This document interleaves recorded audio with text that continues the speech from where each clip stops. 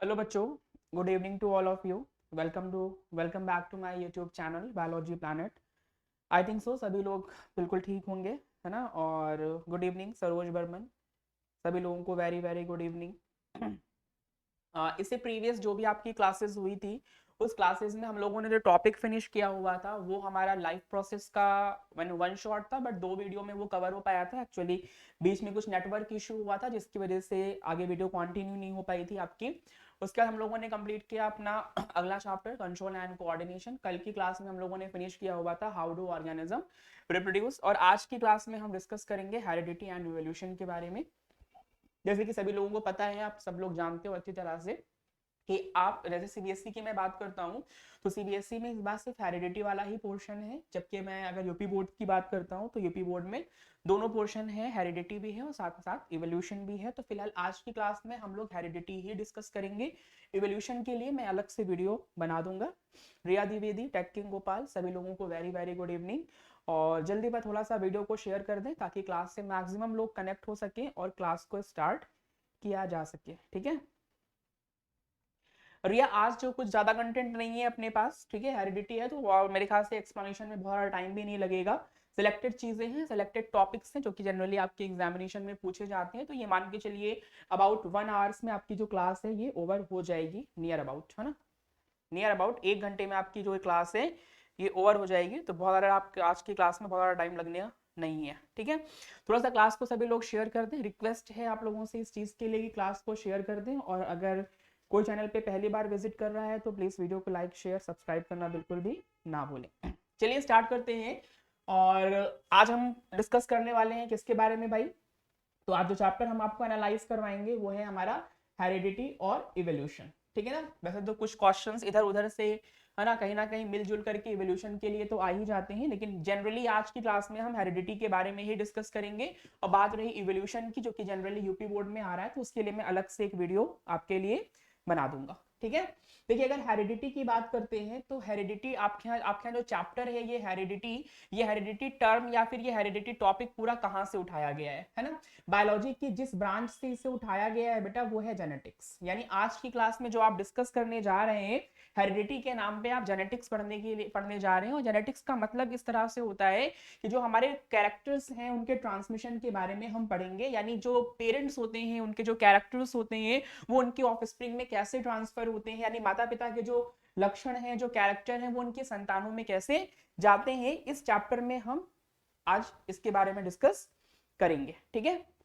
तो जेनेटिक्स की अगर बात करते हैं तो जेनेटिक्स वो ब्रांच है साइंस की जिसमें आपको ये बताया जाता है कि हेरिडिटी क्या है और वेरिएशन क्या है ना। यानी जेनेटिक्स के बारे में अगर बात करते हैं तो जेनेटिक्स बायोलॉजी की वो ब्रांच है जिसमें हम क्या डिस्कस करते हैं बेटा, हेरिडिटी और इवोल्यूशन वेरिएशन के बारे में डिस्कस करते हैं। जैसे कल भी आपको डिस्कस किया गया था कि वेरिएशंस आते हैं, है ना। जैसे एक सेक्सुअली ऑर्गेनिज्म रिप्रोड्यूस हुआ है तो अलॉट ऑफ वेरिएशंस देखने को मिलते हैं। अगर ऑर्गेनिज्म असेक्सुअली रिप्रोड्यूस्ड हुआ है तो वेरिएशन के चांसेस कम होते हैं। कल की क्लास में भी हम लोगों ने ये चीजें डिस्कस करी थी, ठीक है। बात करते हैं हेरिडिटी क्या है। इंपॉर्टेंट है, छोटी छोटी डेफिनेशंस हैं जो आपके एग्जामिनेशन पॉइंट ऑफ व्यू से इंपॉर्टेंट भी हैं और पूछी जाती हैं। अगर बात करेंगे हेरिडिटी की तो हेरिडिटी क्या है, तो याद रखिए कि हेरिडिटी का मतलब होता है ट्रांसमिशन। किसका ट्रांसमिशन, फीचर्स या फिर कैरेक्टर्स का या फिर ट्रेट्स का, है ना। यानी जैसे हमारे पेरेंट्स हैं तो उनके कौन से कैरेक्टर्स या जो उनकी बॉडी के कैरेक्टर्स हैं वो हमारे में कैसे आए हैं, है ना। इसके बारे में जहां पे हम लोग डिस्कस करते हैं उसी को हम किस नाम से जानते हैं, हेरिडिटी बोलते हैं। तो हेरिडिटी का मतलब क्या है, तो कह रहा है कि हेरिडिटी का मतलब होता है ट्रांसमिशन ऑफ फीचर्स, कैरेक्टर्स या फिर trait from one generation to the next generation. जैसे अगर हम अपनी बात करते हैं तो हम लोग क्या हैं, हम अपने पेरेंट्स के लिए फर्स्ट जनरेशन है। अगर हम अपनी बात करते हैं तो हम अपने पेरेंट्स के लिए क्या है बेटा, फर्स्ट जनरेशन है। और अगर हम बात करते हैं किसकी, अपने दादा दादी की, तो उनके लिए हम लोग क्या है, सेकेंड जनरेशन है ना। हमारे दादा दादी के कुछ ही कैरेक्टर्स हमारी बॉडी में देखने को मिलेंगे, लेकिन कहीं ना कहीं हमारे माँ बाप के जो कैरेक्टर्स होते हैं वो हमारे अंदर ज्यादा देखने को मिल जाते हैं, ठीक है। आगे कह रहा है कि वेरिएशन क्या है। तो कल भी हमने डिस्कस किया था इस चीज के बारे में कि वेरिएशन का मतलब होता है डिफरेंसेस, है ना। दुनिया में कोई भी दो ऑर्गेनिज्म या दुनिया में कोई भी दो ह्यूमन एक तरह के नहीं है ना। हमेशा हर एक ऑर्गेनिज्म के अंदर इंडिविजुअल डिफरेंसेस पाए जाते हैं, वैयक्तिक विभिन्नताएं होती हैं, है ना।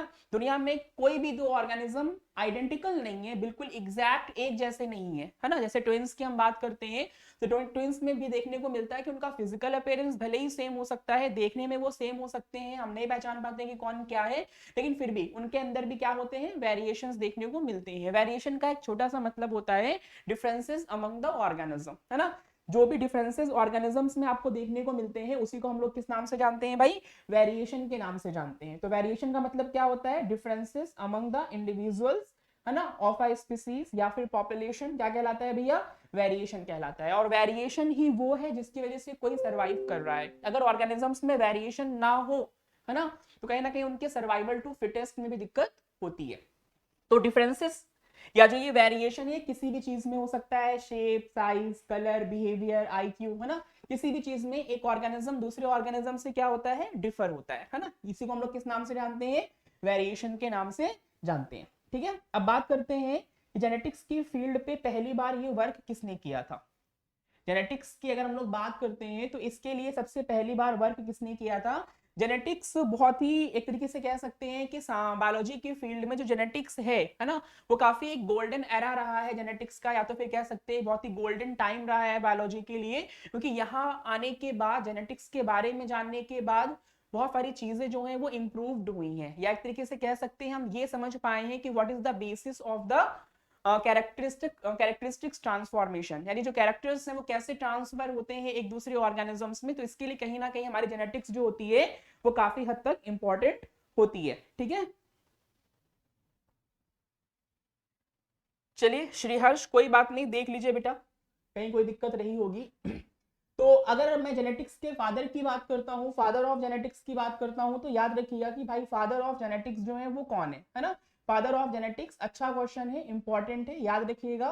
फादर ऑफ जेनेटिक्स की अगर बात करते हैं तो वो है ग्रेगर जॉन मेंडल। कौन है बेटा, फादर ऑफ जेनेटिक्स की अगर बात करी जाती है तो फादर ऑफ जेनेटिक्स कौन है, ग्रेगर जॉन मेंडल। देखिए, जब तक जेनेटिक्स नहीं थी, जब तक दुनिया भर की बातें साइंटिस्ट करते थे, है ना, बिना हाथ पैर की बातें भी होती थी, ठीक है ना, क्योंकि चीजें कुछ क्लियर नहीं थी कि भाई ऐसा क्या है हमारी बॉडी के अंदर जो हमारी इंफॉर्मेशंस को हमारी अगली जनरेशन में ट्रांसफर करता है। लेकिन जेनेटिक्स के आने के बाद बहुत सारी चीजें क्लियर हुई, है ना। तो आपको ये बात याद रखनी है कि ग्रेगर जॉन मेंडल की अगर बात करी जाती है तो ग्रेगर जॉन मेंडल ही क्या है, फादर ऑफ जेनेटिक्स है ना। इनका लाइफ स्पैन दिया हुआ है कि 1822 से 1884 तक ये सरवाइव करे हैं, यानी इनका जो लाइफ स्पैन है वो कितना है, 1822 से 1884 का है। ठीक, इसके बाद याद रखना है एक और इंपॉर्टेंट बात, इनके जो भी एक्सपेरिमेंट्स रहे हैं वो प्लांट ब्रीडिंग और हाइब्रिडाइजेशन से रिलेटेड रहे हैं। ठीक, और एक बहुत ही चौंकाने वाली बात है, थोड़ी सी बात याद रखिएगा इस चीज के बारे में, बिल्कुल Riya Dwivedi, Gregor John Mendel father of genetics हैं। अच्छा क्वेश्चन है, इंपॉर्टेंट क्वेश्चन है, पूछा भी आपके एग्जामिनेशन में जा सकता है, तो ध्यान देंगे इसके बारे में। अच्छा, एक और बात इंपॉर्टेंट है यहाँ पे, जैसे कि ग्रेगर जॉन मेंडल 1884 में इनकी डेथ हो जाती है, ग्रेगर जॉन मेंडल की डेथ 1884 में होती है। उसके बाद 1900 में, ठीक है ना, 1900 में मेंडल के लॉज की रीडिस्कवरी होती है। ठीक है, मेंडल के लॉज की क्या होती है, रीडिस्कवरी होती है, rediscovery of Mendel laws.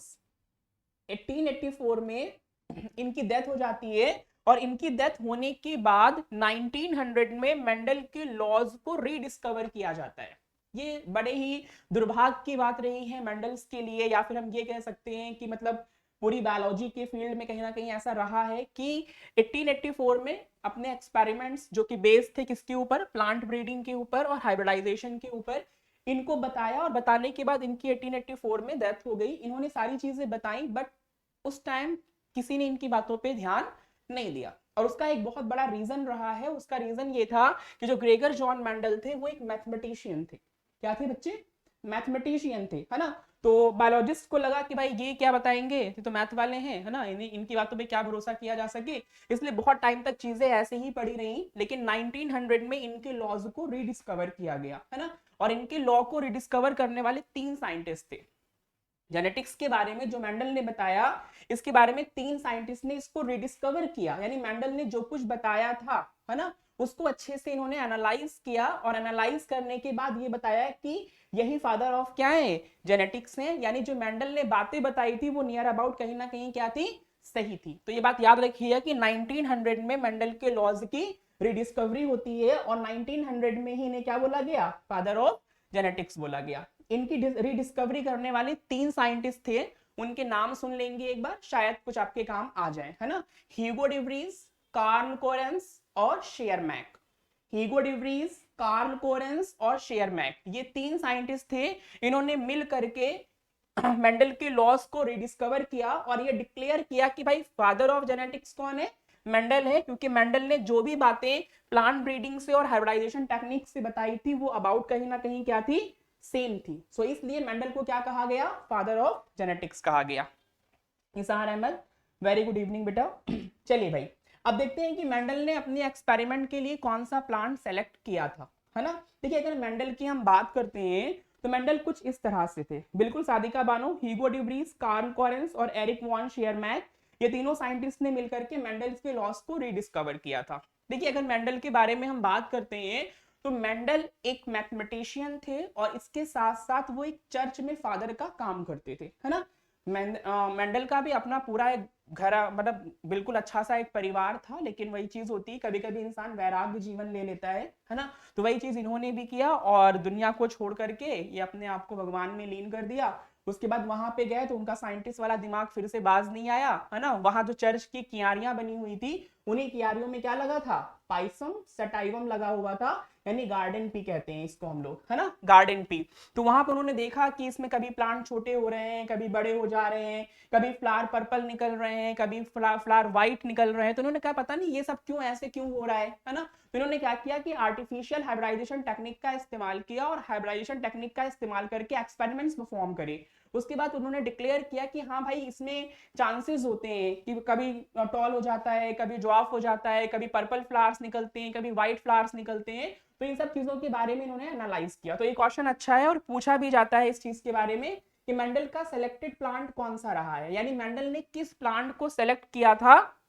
Plant breeding programmes के लिए या फिर हाइब्रिडाइजेशन के लिए। तो आपको याद रखना है कॉमनली उसे हम गार्डन पी कहते हैं और साइंटिफिक नेम क्या होता है मेरे बच्चे, पाइसम सटाइवम होता है। क्या होता है, पाइसम सटाइवम। याद रखेंगे कि गार्डन पी का जो साइंटिफिक नेम है वो क्या है, पाइसम सटाइवम है। ठीक है, अच्छा एक बात और याद रखनी है, कभी कभी पूछते हैं कि मेंडल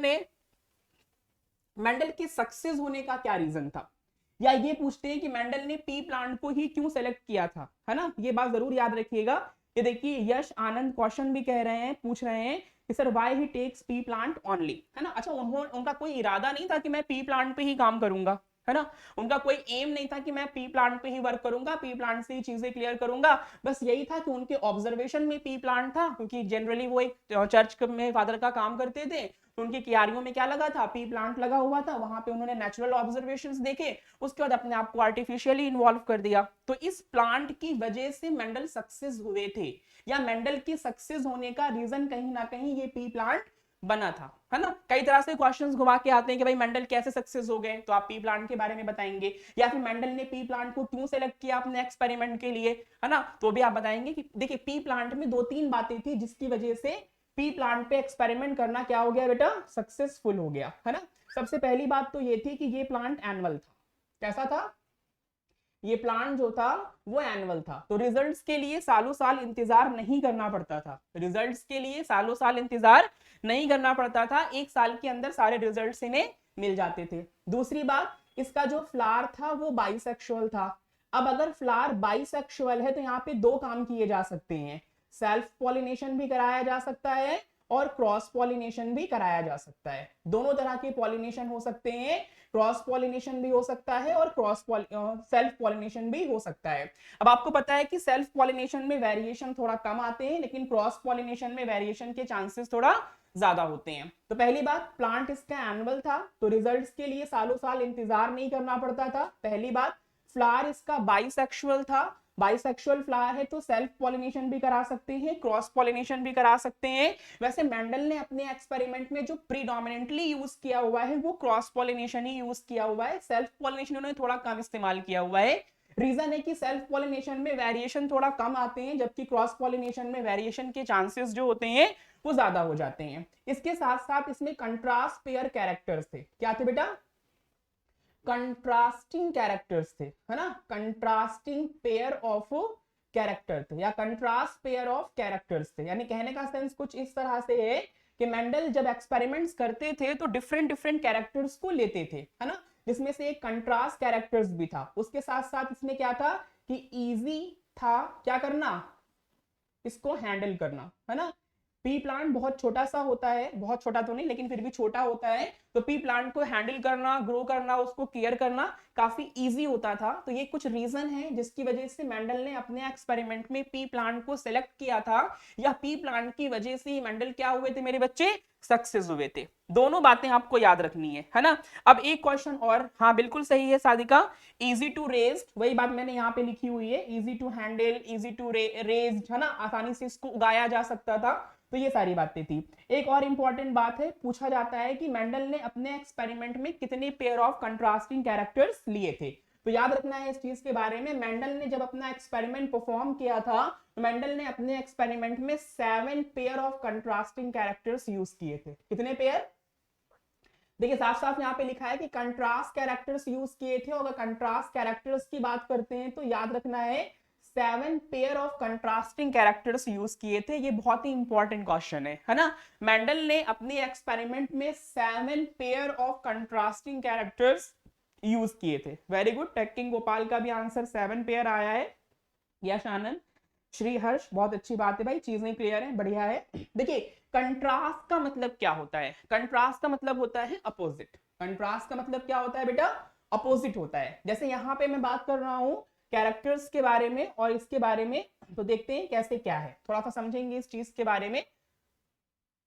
मेंडल ने अपने एक्सपेरिमेंट में 7 पेयर ऑफ कंट्रास्टिंग कैरेक्टर्स को यूज किया था, ये बात आप याद रखिएगा। देखिए लिखा है कि 7 पेयर ऑफ कंट्रास्टिंग कैरेक्टर्स किसके अंदर थे? गार्डन पी के अंदर थे, है ना।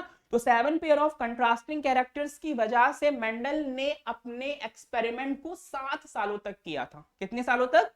7 सालों तक। देखिए यहाँ पे थोड़े से क्वेश्चन डिफरेंट वेज में पूछे जाते हैं, तो प्लीज थोड़ा सोच समझ करके आंसर करिएगा। अगर आपसे क्वेश्चन पूछा जाता है कि मेंडल ने अपने एक्सपेरिमेंट में कितने pair of contrasting characters use किए थे, तो आपको बताना है कि 7 pair of contrasting characters Mendel ने अपने एक्सपेरिमेंट में यूज किया था। फिर अगर आपसे ये पूछा जाए कि कितनी वैरायटी यूज हुई थी, तो याद रखिएगा कि वैरायटी में आप 14 बताएंगे, है ना। 7 पेयर ऑफ कंट्रास्टिंग कैरेक्टर्स का मतलब क्या हुआ? 7 पेयर कैरेक्टर्स से, इसका मतलब कितनी तरह के प्लांट्स लिए गए हैं? 14 वैरायटीज प्लांट की यूज करी गई हैं। दोनों क्वेश्चंस पे आप ध्यान दीजिएगा, अगर वो वैरायटी पूछेगा तो आप 14 बताएंगे, अगर वो पेयर ऑफ कंट्रास्टिंग कैरेक्टर्स आपसे पूछता है तो 7 पेयर कंट्रास्टिंग कैरेक्टर्स बताएंगे। ये बात आपको याद रखनी है, ठीक है। आइए देखते हैं वो 7 पेयर ऑफ कंट्रास्टिंग कैरेक्टर्स क्या क्या थे और हमारे काम के क्या हैं, है ना, हमारे काम के क्या हैं। तो उसमें सबसे पहले था फ्लावर का कलर। क्या था मेरे बच्चे? सबसे पहला कैरेक्टर है फ्लावर का कलर। तो फ्लावर के 2 कलर थे, एक पर्पल और एक था व्हाइट, है ना। पर्पल वाला क्या था? डोमिनेंट ट्रेट था, जबकि रिसेसिव ट्रेट कौन सा था? व्हाइट था। तो थोड़ा सा डिस्कशन करेंगे, इस चीज के बारे में कि डोमिनेंट क्या होता है और रिसेसिव क्या होता है ना। थोड़ा सा एक एग्जांपल लेंगे और समझने की कोशिश करेंगे डोमिनेंट और रिसेसिव के बारे में। सोनू कुमार, आपका जो भी डाउट है आप पूछ सकते हैं, कोई दिक्कत नहीं है, ठीक है। और सभी लोगों से रिक्वेस्ट है कि जो लोग भी पहली बार विजिट कर रहे हैं प्लीज चैनल को लाइक सब्सक्राइब करना बिल्कुल ना भूले। पीयूष, हेलो बेटा, कैसे हैं आप? चलिए थोड़ा सा समझेंगे कि डोमिनेंट क्या होता है और रिसेसिव क्या होता है। देखिए अगर डोमिनेंट की बात करते हैं तो सपोज करिए कि आपके पापा और आपकी मम्मी दोनों की हाइट लंबी है ना, दोनों की हाइट अच्छी खासी है, दोनों लंबे हैं, ठीक है ना, और आप भी लंबे, आपकी भी हाइट जो है वो लंबी है ना, आप भी नॉर्मल हाइट के नहीं हो बल्कि लंबे हो, है ना। तो इसका मतलब क्या हुआ कि मम्मी पापा का जो हाइट वाला कैरेक्टर था ना वो आप में डोमिनेंट हो गया। यानी कहने का सेंस कुछ इस तरह से होता है कि जब आप 1 पेयर कंट्रास्टिंग कैरेक्टर्स में क्रॉस कराते हो, 1 पेयर कंट्रास्टिंग कैरेक्टर्स का मतलब क्या हुआ कि उसमें पर्पल फ्लावर को भी लिया गया और व्हाइट फ्लावर को भी लिया गया, इन दोनों के बीच क्रॉस कराया गया, हाइब्रिडाइजेशन कराया गया, सेक्सुअल रिप्रोडक्शन कराया गया, बट आर्टिफिशियल मीन से, ध्यान रखेंगे, है ना। जब पर्पल और व्हाइट फ्लावर के बीच हम लोगों ने हाइब्रिडाइजेशन कराया तो देखा कि पर्पल कैरेक्टर आ रहा था, तो इसका मतलब क्या हुआ कि पर्पल वाला कैरेक्टर डोमिनेंट है। सीधी सी एक बात याद रखिएगा कि जब कभी भी आप वन पेयर कंट्रास्टिंग कैरेक्टर्स में क्रॉस कराते हैं, ठीक है, जब कभी भी आप वन पेयर कंट्रास्टिंग कैरेक्टर्स में क्रॉस कराते हैं, क्रॉस का मतलब हाइब्रिडाइजेशन, हाइब्रिडाइजेशन का मतलब इंटरमिक्सिंग ऑफ कैरेक्टर, या फिर आप सेक्सुअल रिप्रोडक्शन भी समझ सकते हैं, कोई दिक्कत नहीं है, ठीक है ना। क्रॉस का एक सिंपल सा मतलब होता है हाइब्रिडाइजेशन, और हाइब्रिडाइजेशन का मतलब होता है कैरेक्टर्स की इंटरमिक्सिंग। जैसे जनरली हमारा फॉर्मेशन कैसे हुआ है बच्चों, हम अपने माँ बाप से फॉर्म हुए, तो इसका मतलब क्या हुआ कि हमारी बॉडी के अंदर इंटरमिक्सिंग हुई है उनके कैरेक्टर्स की, है ना। इसलिए हमारी बॉडी में कुछ कैरेक्टर्स किसके हैं, हमारे फादर के हैं, और कुछ कैरेक्टर्स किसके हैं, हमारी मदर के हैं। आपने देखा भी होगा जनरली जब फैमिली में कोई न्यू मेंबर आता है, जितनी बार लोगों की नजर उस बच्चे के ऊपर पड़ती है ना, कोई उसको मम्मी से कंपेयर कर देता है, कोई उसको पापा से कंपेयर कर देता है, इवन कोई उसको दादा से कंपेयर कर देता है, कोई उसको नाना से कंपेयर कर देता है। तो कहीं ना कहीं हम जो जो भी हम ऑर्गेनिजम्स होते हैं, हमारे अंदर एक सिंगल पेरेंट्स के कैरेक्टर्स नहीं है, हमारे अंदर पैटर्नल कैरेक्टर्स भी है और हमारे अंदर मैटरनल कैरेक्टर्स भी हैं। इसीलिए कभी कभी ऐसा होता है कि हम मामा की तरह दिखने लगते हैं, कभी कभी ऐसा होता है कि हम बुआ की तरह दिखने लगते हैं। तो ये सारी चीजें, है ना, जेनेटिक्स अपने आप में थोड़ा कॉम्प्लिकेटेड है, इतना आसान नहीं है। और यहाँ पे सिर्फ एक प्रोबेबिलिटी बताई जा सकती है, यहाँ पे सिर्फ संभावनाएं बताई जा सकती हैं, कुछ भी कंफर्म नहीं किया जा सकता है। बात समझ रहे हैं। जनरली आपने देखा होगा कि लोगों के माँ बाप लंबे होते हैं लेकिन उनके बच्चा थोड़ा सा कम हाइट वाला हो जाता है ना। तो ये कहीं ना कहीं चीजें थोड़ा सा कॉम्प्लिकेटेड है। और एक बात थोड़ा सा याद रखेंगे, कैरेक्टर्स कहीं ना कहीं इन्वायरमेंट से भी इन्फ्लुएंस्ड होता है ना। कभी ना कभी आपने ऐसा भी देखा होगा कि माँ बाप बहुत कम हाइट के होते लेकिन उनका बच्चा काफी लंबा हो जाता है। तो कहीं ना कहीं इन्वायरमेंटल फैक्टर, न्यूट्रिशनल फैक्टर भी चीजों को अफेक्ट करते हैं, ये बात आप जरूर याद रखिएगा, ठीक है ना। चलिए भाई, नहीं पीयूष, कोई किसी को नहीं भूला है, सबको सब लोग याद है ना। तो आई थिंक सो आपको डोमिनेंट समझ में आ गया होगा। डोमिनेंट का एक सीधा सा मतलब होता है कि वो कैरेक्टर्स जो F1 में दिखाई पड़ रहा है, माँ बाप की वो कैरेक्टर्स जो F1 में दिखेंगे उसे ही हम कहते हैं डोमिनेंट। क्या कहते हैं मेरे बच्चे, डोमिनेंट। और जो नहीं दिखते, नहीं दिखते का मतलब ये नहीं कि बॉडी के अंदर नहीं है, बॉडी के अंदर है बट दिख नहीं रहे, अपेयर नहीं हो रहे, तो उन्हें हम बोलते हैं रिसेसिव। याद रखिएगा, थोड़ा सा मैं रिपीट करूंगा कि जब कभी भी आप one pair of contrasting characters में क्रॉस कराते हैं तो F1 जनरेशन में जो कैरेक्टर अपेयर होता है वो डोमिनेंट है, और जो छुप जाता है उसे ही हम लोग क्या बुलाते हैं, रिसेसिव बुलाते हैं। तो यहाँ पे जो मेंडल ने 7 पेयर ऑफ कैरेक्टर्स लिए हुए थे, एक बार डोमिनेंट दिया हुआ है और एक बार क्या दिया हुआ है, रिसेसिव दिया हुआ है ना। थोड़ा सा समझेंगे इस चीज के बारे में। कभी कभी डोमिनेंट और रिसेसिव भी आपके एग्जाम में पूछ लिया जाता है कि भाई डोमिनेंट का मतलब क्या है और रिसेसिव का मतलब क्या है ना। तो डोमिनेंट का एक सिंपल सा मतलब है, जब आप वन पेयर कंट्रास्टिंग कैरेक्टर्स में क्रॉस कराएंगे तो F1 जनरेशन में जो कैरेक्टर दिखेगा वो डोमिनेंट होगा, और जो नहीं दिखेगा उसे ही हम क्या बोलते हैं, रिसेसिव बोलते हैं। ये बात आप याद रखेंगे। अब यहाँ पे आपके काम की कितनी चीजें हैं वो थोड़ा सा देखेंगे, ठीक है ना। तो 7 पेयर ऑफ कंट्रास्टिंग कैरेक्टर्स की अगर हम बात करते हैं तो कैरेक्टर्स कुछ इस तरह के थे, है ना। कैरेक्टर्स कुछ इस तरह के थे। उन्होंने फ्लावर का कलर लिया, फ्लावर की पोजीशन ली, सीड का कलर, सीड का शेप, शेप, पोड कलर और प्लांट की हाइट। ये कैरेक्टर्स है ना। एक क्वेश्चन और भी आता है कि कैरेक्टर क्या होता है, ट्रेट क्या होता है। थोड़ा सा समझेंगे, कैरेक्टर और ट्रेट को भी समझेंगे। क्या कैरेक्टर और ट्रेट एक ही चीजें हैं या फिर अलग अलग चीजें हैं, है ना। तो कैरेक्टर्स का मतलब होता है कोई भी फीचर जो इनहेरिटेड हो रहा है उसे आप कैरेक्टर्स बोलते हो। Any inheritable feature is known as character. और एक कैरेक्टर जो होता है उसके दो ट्रेट होते हैं। क्या होते हैं मेरे बच्चे, दो ट्रेट होते हैं, ठीक है ना। एक डोमिनेंट और एक कौन सा होता है, रिसेसिव। जैसे मैंने कहा फ्लावर का जो कलर है ये एक कैरेक्टर है, और इस कैरेक्टर के दो ट्रेट हैं, एक पर्पल और एक कौन सा है, व्हाइट। तो ट्रेट का मतलब होता है ऑल्टरनेट फॉर्म ऑफ कैरेक्टर। क्या बेटा, ऑल्टरनेटिव फॉर्म ऑफ कैरेक्टर्स। ये बात याद रखिए, कैरेक्टर्स के ऑल्टरनेट फॉर्म को हम किस नाम से जानते हैं मेरे बच्चे, तो कैरेक्टर्स के ऑल्टरनेट फॉर्म को ही हम बोलते हैं ट्रेट। ठीक, जैसे कि यहाँ पे प्लांट का हाइट, है ना, प्लांट की जो हाइट है वो एक कैरेक्टर है, और इसके दो ऑल्टरनेट फॉर्म है कि प्लांट टॉल भी हो सकता है और प्लांट ड्वार्फ भी हो सकता है ना।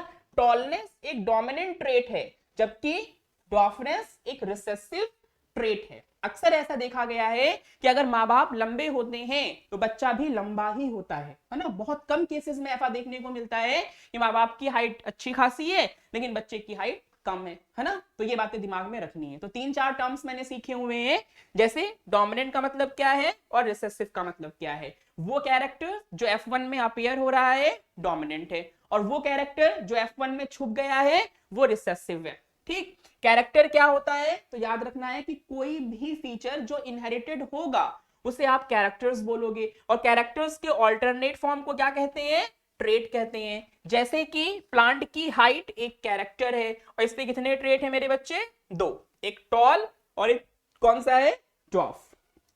बताइए भाई, ये बात समझ में आई कि नहीं समझ में आई, ये बात समझ में आई या फिर नहीं समझ में आई। तो मेंडल ने अपने एक्सपेरिमेंट में 7 पेयर ऑफ कैरेक्टर्स यूज किए थे, ये बात आप याद रखिएगा। How many pair of character, 7 pair of character. How many variety, 14 variety. Dominant का मतलब F1 में दिखेगा, रिसेसिव का मतलब F1 में नहीं दिखेगा, है ना।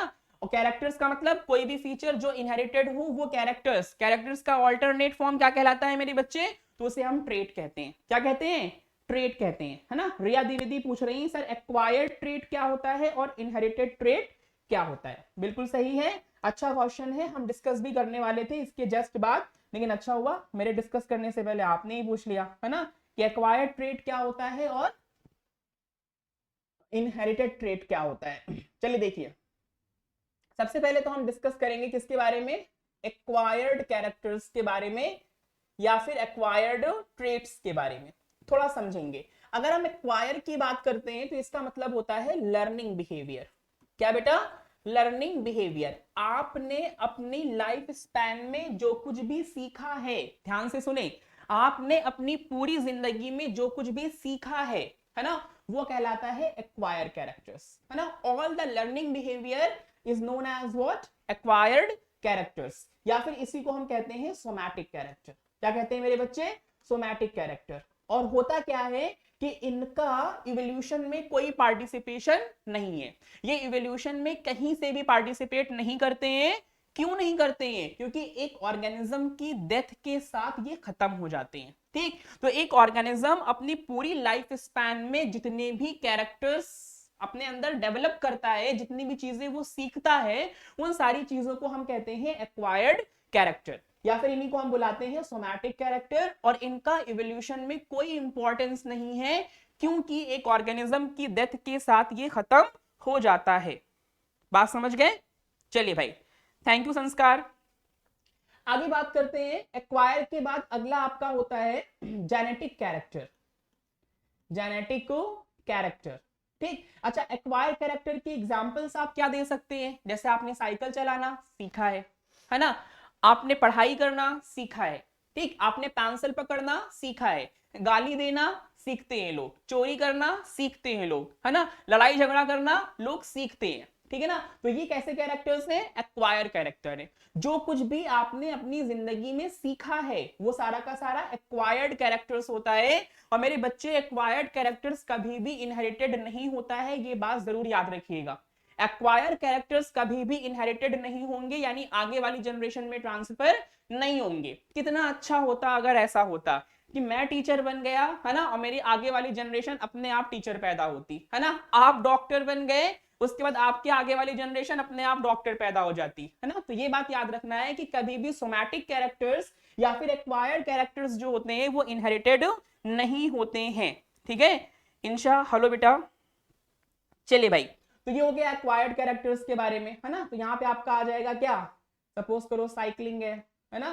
साइकिलिंग के बाद आपका क्या हो गया, थोड़ी देर के लिए रीडिंग कर लिया हमने, है ना, रीडिंग है, साइकिलिंग है, डॉक्टर, इंजीनियर, है ना, डॉक्टरी हो गई आपकी, है ना। इसी तरह से क्या हो गई, इंजीनियरिंग हो गई, है ना, इंजीनियरिंग हो गई। तो ये सब चीजें क्या है, ये सब चीजें जो होती हैं वो एक्वायर्ड कैरेक्टर्स में आती हैं। आप सीखते हैं और आपके साथ ही ये चीजें क्या होती हैं, खत्म हो जाती हैं, ये बात याद रखेंगे, है ना। लर्निंग बिहेवियर होते हैं।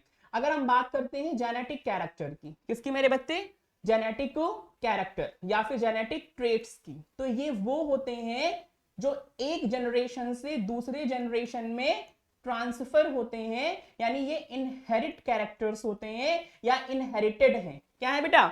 इनहेरिटेड। आपकी बॉडी का वो कोई भी कैरेक्टर जो आपकी अगली जनरेशन में ट्रांसफर होगा, या आपके माँ बाप के वो कोई भी कैरेक्टर्स जो आपकी बॉडी में आ गए हैं, उन्हें हम क्या बोलते हैं? जेनेटिक कैरेक्टर्स कहते हैं। आर्यन, वेरी गुड इवनिंग बेटा। और इन्हीं को हम कहते हैं इनहेरिटेड कैरेक्टर्स। इनका इवोल्यूशन में बड़ा ही इंपॉर्टेंट रोल होता है ना? क्योंकि कल भी मैंने आपको बताया था कि इवोल्यूशन के लिए ऐसा बोला जाता है कि इवोल्यूशन कहीं ना कहीं पर्टिकुलर इन्वायरमेंट में आपको सस्टेन करने में मदद करता है। दूसरी बात याद रखनी है कि इवोल्यूशन में क्या होता है कि जो आपके लिए यूजफुल कैरेक्टर्स होते हैं वो आते हैं, है ना, जबकि जो बेकार के कैरेक्टर्स होते हैं वो धीरे धीरे कहीं ना कहीं पीछे रह जाते हैं या फिर गायब हो जाते हैं, है ना। तो ये थोड़ी सी बातें इन्हें दिमाग में रखना है। अब जैसे जेनेटिक कैरेक्टर्स की बात करते हैं जिसमें क्या क्या है, कई चीजें आ जाती हैं इसमें, ठीक है। जैसे पहला है टंग रोलिंग। क्या है मेरे बच्चे?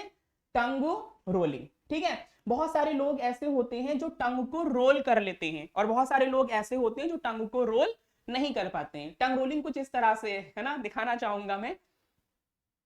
ठीक, ऐसे कुछ लोग टंग को रोल कर लेते हैं, लेकिन कुछ लोग ट्राई करते हैं लेकिन उनकी टंग रोलिंग नहीं होती है। लेकिन दुनिया में मैक्सिमम लोग, बहुत सारे ऐसे लोग होते हैं, मैक्सिमम लोग ऐसे होते हैं जो टंग रोलिंग कर लेते हैं। इसका मतलब टंग रोलिंग का जो कैरेक्टर है वो डोमिनेंट कैरेक्टर है ना। इसके बाद क्या होता है? Year lobes. क्या होता है बेटा? Year lobes. ईयर लोब्स की मैं अगर बात करूं तो ये जो आपकी ईयर पिन्ना होते हैं, कुछ लोगों में ये बेस से थोड़ा अलग होते हैं, है ना, ऐसे हटे होते हैं। कुछ लोगों में ईयर लोब्स बिल्कुल अटैच होते हैं, है ना। इसके साथ साथ आती है विडो पीक। क्या आती है बेटा? विडो पीक, ठीक है ना। विडो पीक की बात करते हैं तो कुछ लोगों की यहाँ पे थोड़ा चोच टाइप की बनी होती है ना, ऐसे कुछ ऐसा कुछ ट्रायंगुलर स्ट्रक्चर निकला होता है, कुछ लोगों का बिल्कुल प्लेन होता है, तो उसे हम लोग क्या कहते हैं? विडो पीक कहते हैं, ठीक है ना। तो ये कुछ हमारी बॉडी के क्या है? जेनेटिक कैरेक्टर्स हैं। ब्राउन आईज जेनेटिक कैरेक्टर है ना।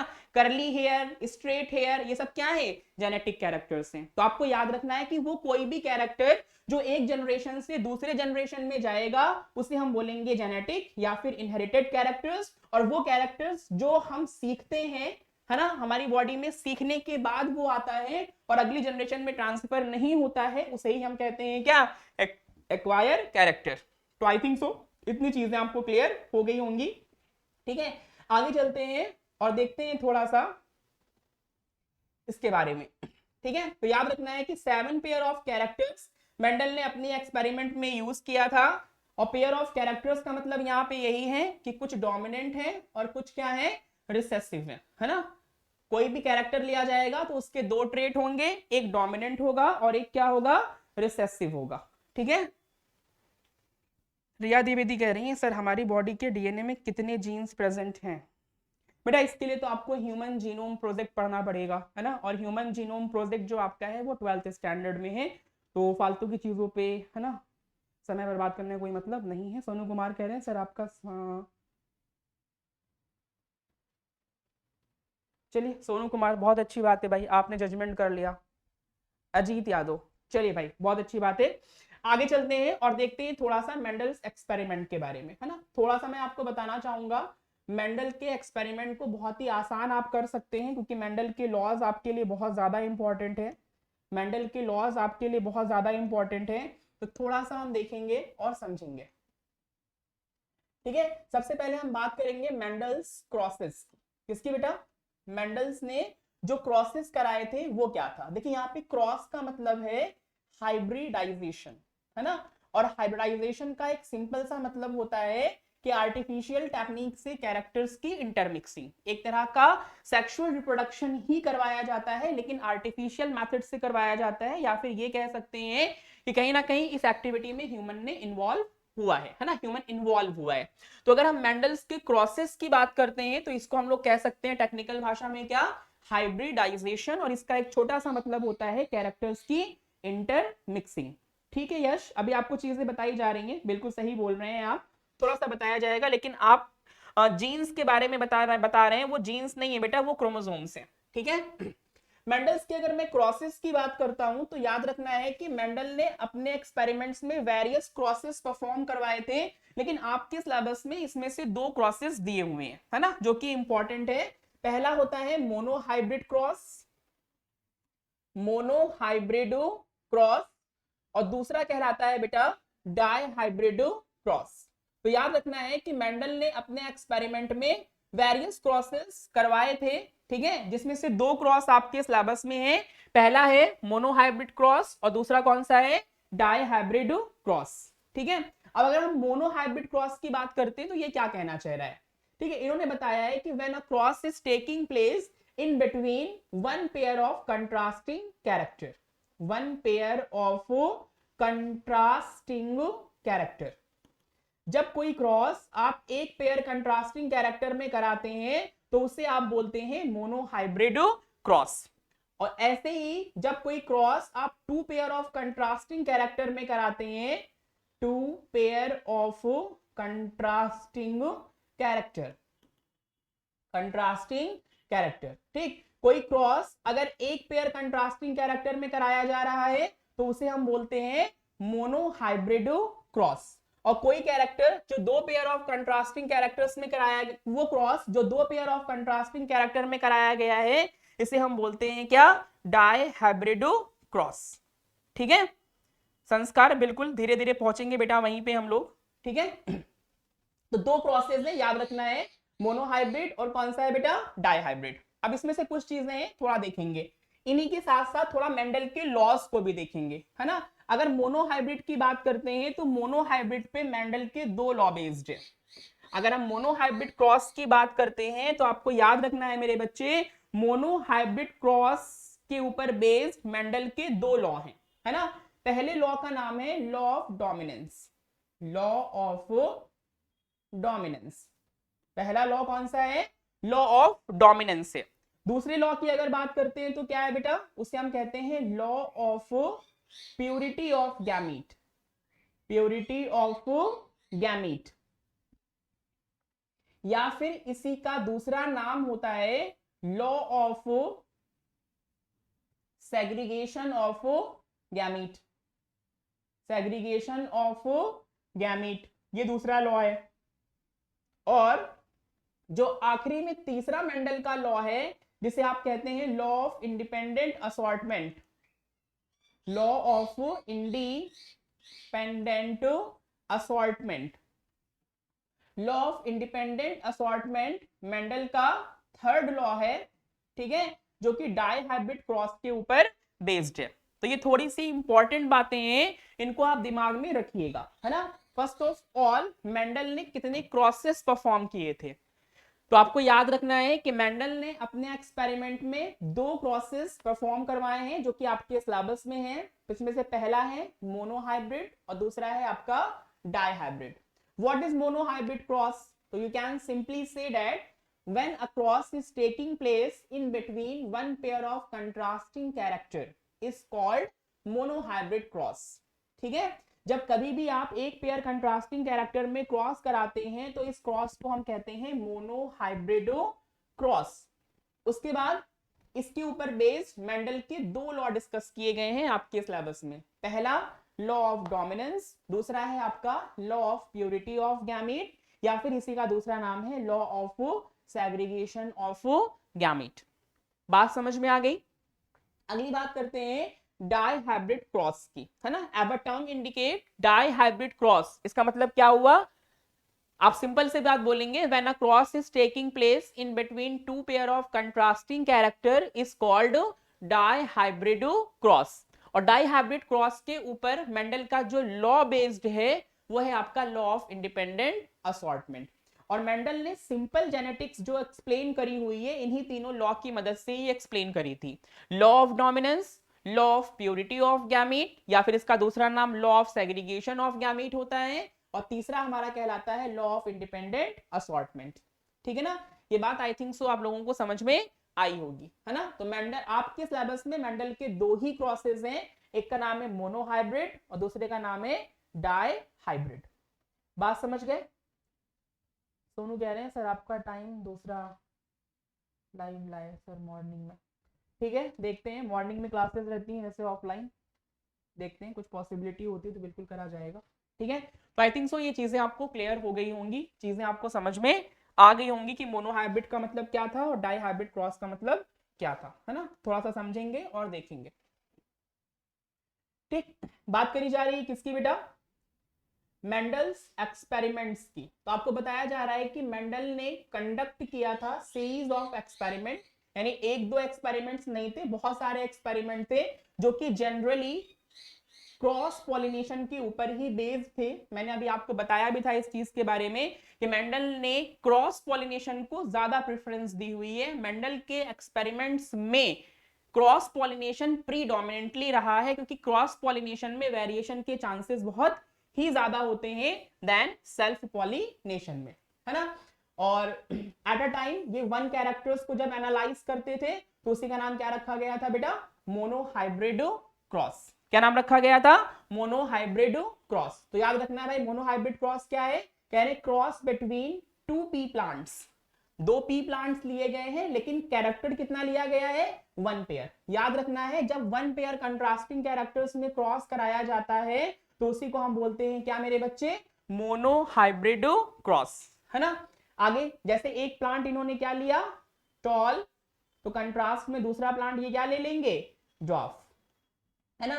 जैसे एक प्लांट लिया पर्पल फ्लावर के साथ तो दूसरा इसका कंट्रास्ट क्या ले लिया, व्हाइट। और मेरे ख्याल से ये दो कैरेक्टर्स ही आपके यहाँ क्या है, सफिशिएंट है। जब भी क्वेश्चंस आते हैं जनरली इन्हीं दोनों कैरेक्टर्स के क्वेश्चंस बनाए जाते हैं। इसके साथ साथ आप थोड़ा सा और याद रखिएगा, जैसे ह्यूमन में कभी कभी देते हैं ब्राउन आईज, है ना, तो ब्राउन आईज डोमिनेंट है ओवर ब्लैक आईज, है ना। इसके अलावा अगर कोई क्वेश्चंस देते हैं तो आप ये देख लीजिएगा, एक जनरल अवेयरनेस के लिए मैं बता रहा हूं, आप सिर्फ ये देख लीजिएगा कि मेजॉरिटी में क्या चीज दिखती है आपको नेचर में। जो चीज मेजॉरिटी में आपको दिख रही है वो डोमिनेंट है, और जो थोड़ा बहुत देखने को मिलती है वो वाली रिसेसिव है। क्योंकि क्रॉसेस कभी कभी आपको कैरेक्टर्स दे दिए जाते हैं और वहां पे क्रॉसेस आपको करने के लिए कहा जाता है ना। तो मोनोहाइब्रिड क्रॉस के बारे में आई थिंक सो आपको समझ में आ गया होगा। ठीक, अब बात करते हैं मोनोहाइब्रिड क्रॉस में थोड़ा सा समझेंगे जीनोटाइप और फिनोटाइप के बारे में। किसके बारे में मेरे बच्चे, जीनोटाइप और फिनोटाइप के बारे में थोड़ा सा समझने की कोशिश करेंगे कि जीनोटाइप क्या होता है और फिनोटाइप क्या होता है। ठीक है ना, जीनोटाइप फिनोटाइप थोड़ा सा देखेंगे, जानने की कोशिश करेंगे, है ना। जीनोटाइप और एक वर्ड हमारा होता है फिनोटाइप। ठीक, एक वर्ड है हमारा जीनोटाइप और एक वर्ड है हमारा क्या, फिनोटाइप। समझेंगे, थोड़ा सा ये इंपॉर्टेंट है। ठीक है,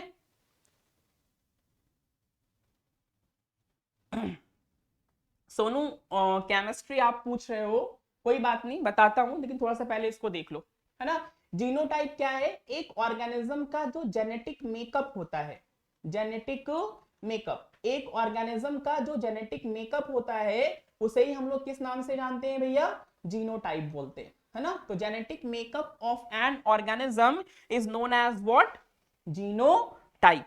याद रखेंगे ना, जेनेटिक मेकअप को हम किस नाम से जानते हैं, जीनोटाइप के नाम से जानते हैं। जबकि जो फिजिकल अपीयरेंस होता है, क्या होता है, फिजिकल अपीयरेंस, और इन्हें कंट्रोल करने वाला कौन होता है, जीन ही होता है, यानी जीनोटाइप ही कंट्रोल करता है। तो बेटा उसे हम कहते हैं फिनोटाइप। यानी एक सिंपल सी बात आप कह सकते हैं, जितने भी तरह के जीन आपकी बॉडी के अंदर प्रेजेंट हैं वो सब आपका जीनोटाइप है, और उसमें से जितना भी आपको दिख रहा है या आपकी बॉडी में जितना भी नजर आ रहा है वो क्या कहलाता है, फिनोटाइप है ना। तो जीनोटाइप और फिनोटाइप याद रखेंगे, इंपॉर्टेंट है, डेफिनेशन पूछ ली जाती है। तो किसी भी ऑर्गेनिज्म के जेनेटिक मेकअप को हम जीनोटाइप के नाम से जानते हैं, और उसमें से जो फिजिकल या ऑब्जर्वेबल कैरेक्टरिस्टिक्स होती हैं उनको हम कहते हैं फिनोटाइप, है ना। अब क्वेश्चन आपका कुछ इस तरह से आता है कि मोनोहाइब्रिड क्रॉस का जीनोटाइप बताइए, मोनोहाइब्रिड क्रॉस का जीनोटाइप बताइए और मोनोहाइब्रिड क्रॉस का फिनोटाइप बताइए।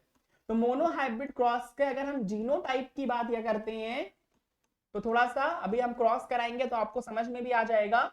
अगर हम जीनोटाइप की बात करते हैं तो मोनोहाइब्रिड क्रॉस का जो जीनोटाइप होता है वो होता है 1:2:1, यानी 25% प्लांट आपको एक तरह का मिलेगा, 50% प्लांट ऐसे होंगे जो एक तरह के मिलेंगे, और 25% प्लांट ऐसे होंगे जो आपको एक तरह के मिलेंगे। बात समझ में आ गई? बाकी मैं अगर फिनोटाइप की बात करता हूं तो ये आता है 3:1, यानी 75% प्लांट आपको एक तरह के मिलेंगे और 25% प्लांट जो होंगे वो आपको एक तरह के मिलेंगे, है ना। तो ये थोड़ा सा है क्या बेटा, जीनोटाइप और फिनोटाइप, है ना। किसी भी ऑर्गेनिज्म का जेनेटिक मेकअप जीनोटाइप कहलाता है। मोनोहाइब्रिड क्रॉस का जीनोटाइप 1:2:1 होता है और किसी भी ऑर्गेनिज्म के अंदर जो ऑब्जर्वेबल कैरेक्टरिस्टिक्स होती है, उसका जो फिजिकल अपीयरेंस होता है, जो कि जेनेटिकली ही कंट्रोल्ड होता है, तो उसी को हम बोलते हैं क्या, फिनोटाइप, जो कि होता है 3:1। कितना होता है मेरे बच्चे, 3:1। ऐसे अगर हम लोग बात करते हैं डाई हाइब्रिड क्रॉस की, है ना, तो अच्छा है, इंपॉर्टेंट है, चीजें आपके एग्जाम में आ भी चुकी हैं। अगर हम डाई हाइब्रिड क्रॉस के जीनोटाइप और फिनोटाइप की बात करते हैं, ठीक है, डाई हाइब्रिड क्रॉस के अगर हम जीनोटाइप और फिनोटाइप की बात करते हैं, तो आपको याद रखना है कि डाई हाइब्रिड क्रॉस का जो जीनोटाइप है, ये तो फिलहाल आपके सिलेबस में नहीं है, होता कुछ इस तरह से, मैं बता दे रहा हूं, ऐसे याद कर लो इसको, 12-12-24-12-1। फिर क्या कर लेना है बेटा, सब में, सभी में आपको रेशियो लगा लेने, है ना। है तो नहीं ये आपके सिलेबस में, ये आपके यहाँ नहीं पूछा जाता है। डाई हाइब्रिड क्रॉस का आपके यहाँ फिनोटाइप आता है, कितना होता है बेटा फिनोटाइप इसका, 9:3:3:1। तो ये कुछ इंपॉर्टेंट बातें हैं, आप थोड़ा सा याद रखिएगा। जीनोटाइप और फिनोटाइप की डेफिनेशन भी इंपॉर्टेंट है, पूछी जाती है। इसके साथ साथ मोनोहाइब्रिड क्रॉस का जीनोटाइप, फिनोटाइप और डाई हाइब्रिड क्रॉस का जीनोटाइप और फिनोटाइप आपके एग्जाम में डायरेक्टली पूछ लिया जाता है ना। या फिर कभी कभी क्वेश्चन एमसीक्यूज के फॉर्म में जब आते हैं तो वो परसेंटेज के बिहाफ पे चीजें पूछते हैं, तो थोड़ा सा, है ना, कैलकुलेशन को दिमाग में रखते हुए, बेसिक प्रिंसिपल्स को दिमाग में रखते हुए आप सॉल्व करने की कोशिश करेंगे। क्यों भाई, इतनी चीजें क्लियर हो गई आप लोगों को, कितनी बातें समझ में आ गई हैं? चलिए आगे चलते हैं और अपने लॉज की तरफ थोड़ा सा बढ़ते हैं, ठीक है। लॉज की अगर हम बात करते हैं तो इसमें सबसे पहला जो लॉ आपको डिस्कस कराया गया था वो है law of dominance. Law of dominance से सिर्फ आपको ये बात मालूम पड़ती है कि कौन सा कैरेक्टर डोमिनेंट है और कौन सा कैरेक्टर रिसेसिव है, ठीक है। माल्टी कहने सर क्रॉस करना सिखा दो, हाँ बेटा बस वही बताने जा रहे हैं, हम क्रॉस ही बताने जा रहे हैं आपको, ठीक है, क्रॉस ही बताने जा रहे हैं, थोड़ा सा समझेंगे। और जो लोग भी चैनल पे पहली बार विजिट कर रहे हैं उन सभी लोगों से मेरी हार्टली रिक्वेस्ट है कि प्लीज चैनल को सब्सक्राइब जरूर करें, वीडियो को लाइक करें और अपने दोस्तों के साथ शेयर करना बिल्कुल भी ना भूलें, ठीक है। चलिए आइए, लॉ ऑफ डोमिनेंस की अगर हम बात कर रहे हैं तो आपको पता है कि ये मोनोहाइब्रिड क्रॉस के ऊपर बेस्ड है। तो जनरली क्या करेंगे, वन पेयर कंट्रास्टिंग कैरेक्टर में क्रॉस कराएंगे, क्या कराएंगे मेरे बच्चे, वन पेयर कंट्रास्टिंग कैरेक्टर्स में क्रॉस कराएंगे। उसके बाद जो कैरेक्टर F1 में आपको देखने को मिलेगा वो कैरेक्टर डोमिनेंट कैरेक्टर होगा और मेंडल के इस लॉ को ही हम क्या बोलेंगे, लॉ ऑफ डोमिनेंस। सुनेंगे एक बार थोड़ा ध्यान से, when a cross is taking place in between two pair of contrasting character, sorry one pair of contrasting character, I am so sorry, monohybrid cross है तो इसका मतलब क्या हुआ, when a cross is taking place in between one pair of contrasting characters, then the character which expressed in F1 generation is known as dominant character and this law of Mendel is known as what, law of dominance। Suppose करिए कि हमने क्या किया, एक tall plant लिया, ठीक है बेटा, और इस टॉल प्लांट का क्रॉस मैंने किसके साथ करा दिया, ड्वार्फ प्लांट के साथ करा दिया, है ना। प्लांट मैंने कैसे लिए, टॉल, और इसका क्रॉस मैं किससे करा रहा हूं, ड्वार्फ प्लांट से। तो अभी आपने पढ़ा था कि टॉल प्लांट के लिए जो हम अलील लिखते हैं वो कैपिटल टी और कैपिटल टी होता है। आपको पता है कि आपके क्रोमोसोम्स पेयर में होते हैं तो जीन भी पेयर में होते हैं, जैसे क्रोमोसोम पेयर में होते हैं वैसे ही जीन भी क्या होते हैं, पेयर में ही होते हैं, है ना। तो यहाँ पे आपके पास टॉलनेस के लिए मैंने जो अलील यूज किया हुआ है वो कैपिटल टी और कैपिटल टी यूज किया हुआ है ना। अगर दोनों एक जैसे हैं तो इन्हें हम बोलते हैं होमोजाइगस, क्या बोलते हैं मेरे बच्चे, होमोजाइगस, ठीक। फिर अगर मैं स्मॉल ड्वार्फनेस की बात करता हूं तो मुझे ये बात पता है कि टॉल कैरेक्टर मेंडल के अकॉर्डिंग डोमिनेंट है जबकि ड्वार्फ जो है वो रिसेसिव है, तो इसी का स्मॉल लेटर यूज किया जाएगा, स्मॉल टी स्मॉल टी। ये हो गए पेरेंट्स, पी फॉर पेरेंट्स, ठीक। अब इनके अंदर होगी मियोसिस और मियोसिस की प्रोसेस से नंबर ऑफ क्रोमोसोम्स हाफ हो जाएंगे, है ना, क्योंकि आपने पढ़ा है इस चीज के बारे में कि मियोसिस की प्रोसेस से नंबर ऑफ क्रोमोसोम्स हाफ होते हैं और जब उनके बीच में फर्टिलाइजेशन की प्रोसेस होती है तो अगेन टू एन रीस्टोर हो जाते हैं, है ना। ये हो गए क्या, गैमेट्स। क्योंकि आप सीधी सी एक बात जानते हो कि गैमेट्स आर ऑलवेज हैप्लॉइड। अगर आप गैमेट्स की बात करते हैं तो गैमेट्स में number of chromosome n present होते हैं, यानी जो गैमेट्स होते हैं वो कैसे होते हैं, हैप्लॉइड होते हैं बेटा। कैसे होते हैं, गैमेट्स जो होते हैं वो हैप्लॉइड होते हैं, ये बात आप दिमाग में रखेंगे। ठीक, अब हम इनके बीच में प्रोसेस कराएंगे। तो देखिए इधर सिंपल मल्टीप्लीकेशन आपको करना है, इस वाले को उठाना है, इससे क्रॉस कराना है, तो capital T small T. Again इसका क्रॉस इससे कराना है, कैपिटल टी स्मॉल टी। अब इसका काम खत्म। अब इसको उठाएंगे, इससे क्रॉस कराएंगे तो capital T small T. Again इसको उठाएंगे, इससे क्रॉस कराएंगे, कैपिटल टी स्मॉल टी। अब आपको एक बात याद रखनी है, एसपी तिवारी 1 मिनट रुक जाइए, मैं बता रहा हूं बेटा आपके क्वेश्चन को। एक बात दिमाग में रखना है, जैसे ये कंडीशन क्या है, होमोजाइगस है।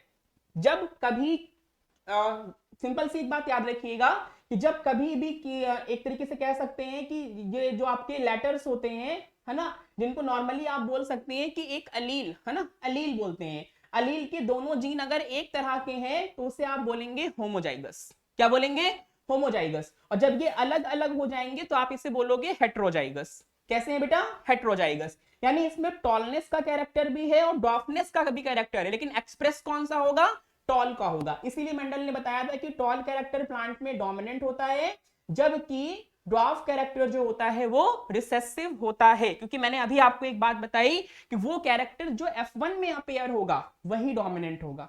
जैसे आप अपने मम्मी पापा के लिए F1 जनरेशन हो, तो आपके मम्मी पापा के वो कैरेक्टर्स जो आपकी बॉडी में एक्सप्रेस हो रहे हैं उन्हीं को आप क्या कहेंगे, डोमिनेंट। ऐसा नहीं कि और कैरेक्टर्स आपकी बॉडी में है नहीं मम्मी पापा के, वो भी हैं लेकिन वो नहीं दिख रहे हैं, इसलिए उनका नाम क्या रखा जाएगा बेटा, रिसेसिव। तो ये बात आपको याद रखना है कि रिसेसिव क्या होता है और डोमिनेंट क्या होता है। ठीक है, तो यहाँ पे मैंने वन पेयर कंट्रास्टिंग कैरेक्टर में क्रॉस कराया। जब वन पेयर कंट्रास्टिंग कैरेक्टर में क्रॉस कराते हैं तो F1 जनरेशन, ये कौन सी जनरेशन है मेरे बच्चे, F1 जनरेशन। F1 जनरेशन में हमें टॉल प्लांट मिलते हैं। थोड़ा सा याद रखेंगे, रफ वे में अगर मैं बताऊं, अगर कैपिटल के साथ स्मॉल आ जाए तो कैपिटल वाला कैरेक्टर ही दिखता है, स्मॉल वाला नहीं दिखता है, ये बात याद रखिएगा। और कैपिटल का फीचर कौन सा है, टॉल, इसलिए आपको F1 के सारे प्लांट कैसे दिख रहे हैं, टॉल दिख रहे हैं। और इसी बिहाफ पे ये बात साबित हुई है कि टॉल का जो कैरेक्टर होता है वो कैसा है बच्चे, डोमिनेंट है। बात समझ गए। चलिए अगला देखते हैं, सेकेंड लॉ जो हमारा है वो कौन सा है। उससे पहले ये एसपी तिवारी जी हैं, ये पूछ रहे हैं कि सर इनहेरिटेड ट्रेट क्या होता है। मैंने अभी थोड़ी देर पहले ही बताया है, शायद आप थे नहीं, है ना। इनहेरिटेड ट्रेट का एक सिंपल सा मतलब है, आपके कैरेक्टर्स जब आपकी अगली जनरेशन में ट्रांसफर होते हैं तो इन्हें हम कहते हैं इनहेरिटेड ट्रेट्स। यानी ऐसे कैरेक्टर्स जो जनरेशन टू जनरेशन ट्रांसफर होते हैं वो इनहेरिटेड हैं, और जो ट्रांसफर नहीं होते हैं उन्हीं को हम कहते हैं एक्वायर या फिर सोमैटिक कैरेक्टर। बात समझ गए। श्री हर्ष कह रहे हैं sir example of recessive trait which is not visible. अरे मैंने अभी दिया तो बेटा, आपने टॉल का क्रॉस किससे कराया, ड्वार्फ के साथ कराया, है ना। लेकिन जो प्लांट्स F1 जनरेशन में आ रहे हैं वो कैसे हैं, टॉल हैं। इस तो टॉलनेस का कैरेक्टर दिख रहा है, ड्वार्फनेस नहीं दिख रहा है। या फिर आप सिंपल वे में समझो, मैं थोड़ा सा आपको बताने की कोशिश करूंगा मॉलिक्यूलर बायोलॉजी से। देखिए हम ह्यूमंस के अंदर हर तरह का जीन प्रेजेंट होता है, ठीक। हमारी बॉडी के अंदर एड्स का भी जीन है, हमारी बॉडी के अंदर कैंसर का भी जीन है, लेकिन क्या वो एक्सप्रेस हो रहा है, नहीं हो रहा है ना। तो इसका मतलब सॉरी, तो इसका मतलब वो किस फॉर्म में है, अभी वो रिसेसिव फॉर्म में ही प्रेजेंट है। बात को थोड़ा समझिए, आपकी बॉडी के अंदर हर तरह का जीन प्रेजेंट होता है लेकिन एक्सप्रेशंस नहीं आते। कब तक नहीं आते, जब तक वो डोमिनेट नहीं करेगा अपने आप को, तब तक। बात समझ गए। तो रिसेसिव कैरेक्टर्स में आप सिंपल एग्जांपल्स दे सकते हैं, आपके एग्जाम्स में जो पूछा गया आप सिंपल एग्जांपल दे सकते हैं रिसेसिव ट्रेट का, जैसे डॉर्फनेस, है ना, जैसे कि व्हाइट फ्लावर, जैसे कि स्ट्रेट हेयर, जैसे कि ब्राउन ब्लैक आईज, ये सब आपके रिसेसिव कैरेक्टर्स ही होते हैं श्रीहर्ष। बात समझ गए। चलिए बात करते हैं अब हम लोग सेकेंड लॉ की, और मेंडल का जो सेकेंड लॉ है वो कौन सा है, तो उसे हम कहते हैं लॉ ऑफ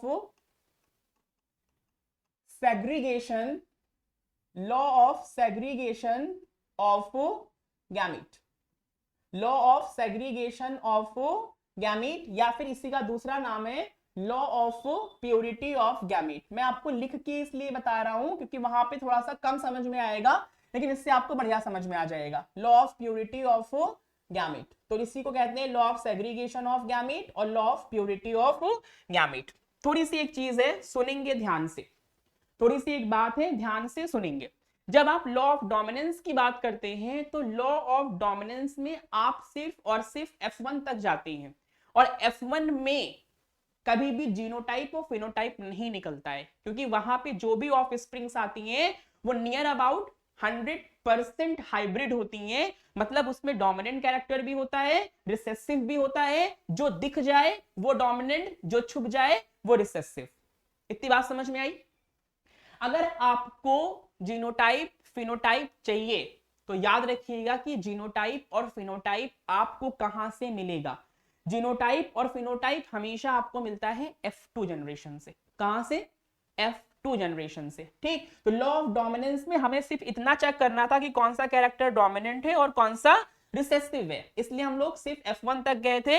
अब हमें क्या निकालना है? जीनोटाइप और फिनोटाइप। तो हम लोग इस लॉ का इस्तेमाल करते हैं, मेंडल के सेकंड लॉ का यूज करते हैं, और यहां से हमें जीनोटाइप और फिनोटाइप क्लियर होता है। देखिए यहां पे क्या करेंगे, समझेंगे थोड़ा सा। हमने फिर से वन पेयर कंट्रास्टिंग कैरेक्टर लिया। वन पेयर कंट्रास्टिंग कैरेक्टर में हमने टॉल प्लांट लिया, और इस टॉल प्लांट को अगेन मैंने क्रॉस कराया किससे? ड्वार्फ प्लांट के साथ। किसके साथ मेरे बच्चे? ड्वार्फ प्लांट के साथ क्रॉस कराया। ठीक, तो टॉल प्लांट के लिए आप क्या अलील यूज करोगे? Capital T, capital T. Dwarf के लिए क्या यूज करोगे? Small T, small T. ये हो गए पेरेंट्स। जब ये गैमीट बनाएंगे तो नंबर ऑफ क्रोमोसोम हाफ हो जाएंगे by the process of meiosis, ताकि फर्टिलाइजेशन के टाइम पे फिर से 2n number of chromosome restore हो जाएं। ठीक, ये बन गए क्या? गैमीट्स। अब हम इनके बीच में कराएंगे क्या? क्रॉस। तो ये आएगा आपका कैपिटल टी स्मॉल टी, अगला फिर से हो जाएगा capital T small T, again capital T small T, फिर इसका क्रॉस इस वाले से कराएंगे तो कैपिटल टी स्मॉल टी। ये हमारी आ गई कौन सी जनरेशन? F1 generation. इस F1 जनरेशन में जितने भी प्लांट्स हमें मिल रहे हैं ये सारे कैसे हैं? 100% हाइब्रिड टॉल हैं। कैसे हैं मेरे बच्चे? 100% हाइब्रिड टॉल है। मतलब इसमें रिसेसिव कैरेक्टर भी है और इसमें डोमिनेंट कैरेक्टर भी है, लेकिन दिख कौन सा रहा है? डोमिनेंट वाला। और डोमिनेंट कौन सा कैरेक्टर था मेंडल के अकॉर्डिंग? टॉलनेस का फीचर डोमिनेंट था। तो आई थिंक सो इतना समझ में आ गया। यहां तक तो लॉ ऑफ डोमिनेंस ही है। अब इसके आगे चलेंगे और हम कराएंगे सेल्फ पॉलिनेशन। सेल्फ पॉलिनेशन, और सेल्फ पॉलिनेशन को हम कहते हैं सेल्फिंग। सेल्फ पॉलिनेशन कराएंगे, ठीक है, शॉर्ट फॉर्म में इसे हम कहते हैं सेल्फिंग। किसके बीच में? इन बिटवीन F1 जनरेशन। ठीक है मेरे बच्चे, तो F1 जनरेशन के बीच में हम कराने जा रहे हैं सेल्फिंग, या आप कह सकते हैं हम कराने जा रहे हैं सेल्फ पॉलिनेशन। ठीक, जब आप सेल्फिंग कराएंगे या फिर सेल्फ पॉलिनेशन कराएंगे तो F1 जनरेशन में जो भी ऑफस्प्रिंग बनी हुई है, जो भी ये प्लांट्स बने हुए हैं, ये यहां पे आकर के एज अ पेरेंट बिहेव करेंगे। ठीक है, तो दो प्लांट मैंने ले लिए, capital T small T, capital T small T, है ना। ये वाले आपके हाइब्रिड टॉल है। कैसे है बेटा? हाइब्रिड टॉल है, ये बात आप ध्यान रखिएगा। ठीक, ये कहलाएंगे पेरेंट्स। फिर आपने इसमें मियोसिस की प्रोसेस कराई और नंबर ऑफ क्रोमोसोम्स को कर दिया हाफ। ठीक, तो ये बन गए क्या? गैमेट्स। क्या बन गए मेरे बच्चे? गैमेट्स, है ना। ये जो मेथड होता है ना, इसे हम कहते हैं क्रिस क्रॉस मेथड। क्या कहते हैं बेटा? इस मेथड का नाम होता है क्रिस क्रॉस मेथड। ठीक, ये जो मेथड आपने करवाया हुआ है, ये पहले आपने इसको लिया, इन दोनों से क्रॉस कराया, फिर इसको लिया, इन दोनों से क्रॉस कराया, तो ये क्रिस क्रॉस मेथड होता है। एक और होता है जिसे हम कहते हैं पुनेट स्क्वायर मेथड। कौन सा बेटा? Punnett square method. तो इस वाले को हम पुनेट स्क्वायर से ही देखते हैं। सबसे पहली बात तो ये होती है कितने स्क्वायर हमें बनाने हैं। तो सिंपली आप याद रखिएगा कि एक पेरेंट के जितने भी गैमीट होते हैं उनके नंबर का स्क्वायर किया जाता है। एक पेरेंट के जितने भी गैमीट होते हैं उनके नंबर का स्क्वायर किया जाता है। जैसे एक पेरेंट ये है, इसके दो गैमीट है, तो दो का स्क्वायर कितना हुआ? 4। तो बेटा यहां पे हम बना लेंगे 4 स्क्वायर। क्या बना लेंगे? 4 स्क्वायर। ठीक है ना, ऐसे करके हमारे ये 4 स्क्वायर हो जाएंगे। फिर एक तरफ हम रखेंगे मेल पेरेंट्स को और एक तरफ क्या रखेंगे? फीमेल पेरेंट्स को। यहाँ पे फिलहाल प्लांट्स हैं तो इतना कुछ दिक्कत नहीं है। हाँ बिल्कुल सही है, इसे हम लोग पुनेट स्क्वायर मेथड के नाम से जानते हैं, और ये बात सही है कि पुनेट स्क्वायर में चीजें ज्यादा अच्छे से क्लियर होती हैं। ठीक है, एक पेरेंट को मैंने इधर रखा और एक पेरेंट को इधर, तो इधर capital T small T, again इधर कैपिटल टी और इधर स्मॉल टी। अब हम क्रॉस कराएंगे, तो इस वाले का क्रॉस जब इससे कराएंगे तो क्या आएगा, कैपिटल टी, यानी ये प्लांट हमारा प्योर टॉल है। कैसा है बेटा, ये प्लांट हमारा प्योर टॉल है। अब इसका क्रॉस हम इससे कराएंगे तो क्या आएगा, कैपिटल टी स्मॉल टी, ये हमारा हो गया हाइब्रिड टॉल। क्या हो गया बेटा, हाइब्रिड टॉल, है ना, हाइब्रिड टॉल हो गया। फिर इसका क्रॉस हम इससे कराएंगे तो capital T small T again आ जाएगा, ये भी क्या है हमारा हाइब्रिड टॉल है। कैसा है बेटा, हाइब्रिड टॉल है। ठीक, फिर अगेन इसका क्रॉस हम इससे कराएंगे तो क्या आएगा, स्मॉल टी, ये क्या आ गया हमारा प्योर ड्वार्फ। क्या आ गया मेरे बच्चे, प्योर ड्वार्फ। तो आप जब देखते हो कि F1 जनरेशन की जब बात आती है तो F1 में हमें सारे के सारे हाइब्रिड मिलते हैं। क्या मिलते हैं मेरे बच्चे, हाइब्रिड मिलते हैं। लेकिन जब हम F2 की बात करते हैं, ये हमारी F2 जनरेशन है, तो F2 में आप देख रहे हो सेग्रीगेशन ऑफ गैमीट हो रहा है ना, और सेग्रीगेशन ऑफ गैमीट होने की वजह से आपको एक प्योर टॉल मिल रहा है, दो हाइब्रिड टॉल मिल रहे हैं, और एक क्या मिल रहा है, प्योर ड्वार्फ मिल रहा है। अगर मैं जीन के बिहाफ पे देखूं, यहीं से बेटा आता है जीनोटाइप, अगर मैं जीन के बिहाफ पे देखूं तो इस तरह का कैपिटल टी का एक प्लांट है, कैपिटल टी स्मॉल टी के कितने प्लांट है बेटा, तो कैपिटल टी स्मॉल टी के दो प्लांट हैं, और स्मॉल टी के कितने प्लांट है, वन प्लांट है। इसलिए आपको जीनोटाइप क्या मिला, 1:2:1 मिला, है ना। जीनोटाइप क्या आ रहा है, 1:2:1 आ रहा है। तो किसके बिहाफ पे, क्योंकि एक आपका कैपिटल टी है, दो आपके कैपिटल टी और स्मॉल टी है, जबकि एक जो है वो कैसा है, स्मॉल टी है। ये कैसा है, स्मॉल टी, है ना। अब सुनिए ध्यान से, फिनोटाइप की बात करें तो देखने में कैसे हैं, फिनोटाइप का मतलब देखने में कैसे हैं, तो ये भी टॉल, वो अलग सी बात है कि प्योर टॉल, ये भी टॉल, वो अलग सी बात है कि हाइब्रिड टॉल, ये भी प्योर, ये भी टॉल है, वो अलग सी बात है कि हाइब्रिड टॉल है। तो तीन ऐसे हैं जो टॉल हैं और एक ऐसा है जो ड्वार्फ है, इसलिए आपको फिनोटाइप कितना मिल रहा है मेरे बच्चे, 3:1। ठीक है, तो आई थिंक सो ये चीजें आपको क्लियर हुई होंगी। अगर आपको ये क्रॉस समझ में आया है तो थोड़ा सा बताएं, क्योंकि मेंडल का ये वाला क्रॉस सबसे ज्यादा इंपॉर्टेंट है, law of segregation of gamete सबसे ज्यादा इंपॉर्टेंट है। अगर आपको चीजें क्लियर हो गई हो तो एक बार थंब अप का साइन दे, ताकि मैं समझ जाऊं कि आपको ये समझ में आ गया है। जल्दी बताएं भाई, अगर आपको चीजें क्लियर हो गई हो तो एक बार थंब अप का साइन भेजें, ताकि मुझे समझ में आए कि आपको ये चीजें क्लियर हो गई हैं या फिर नहीं। चलो भाई, बहुत अच्छी बात है, बहुत बढ़िया चीज है। ठीक है, चलिए आगे चलते हैं।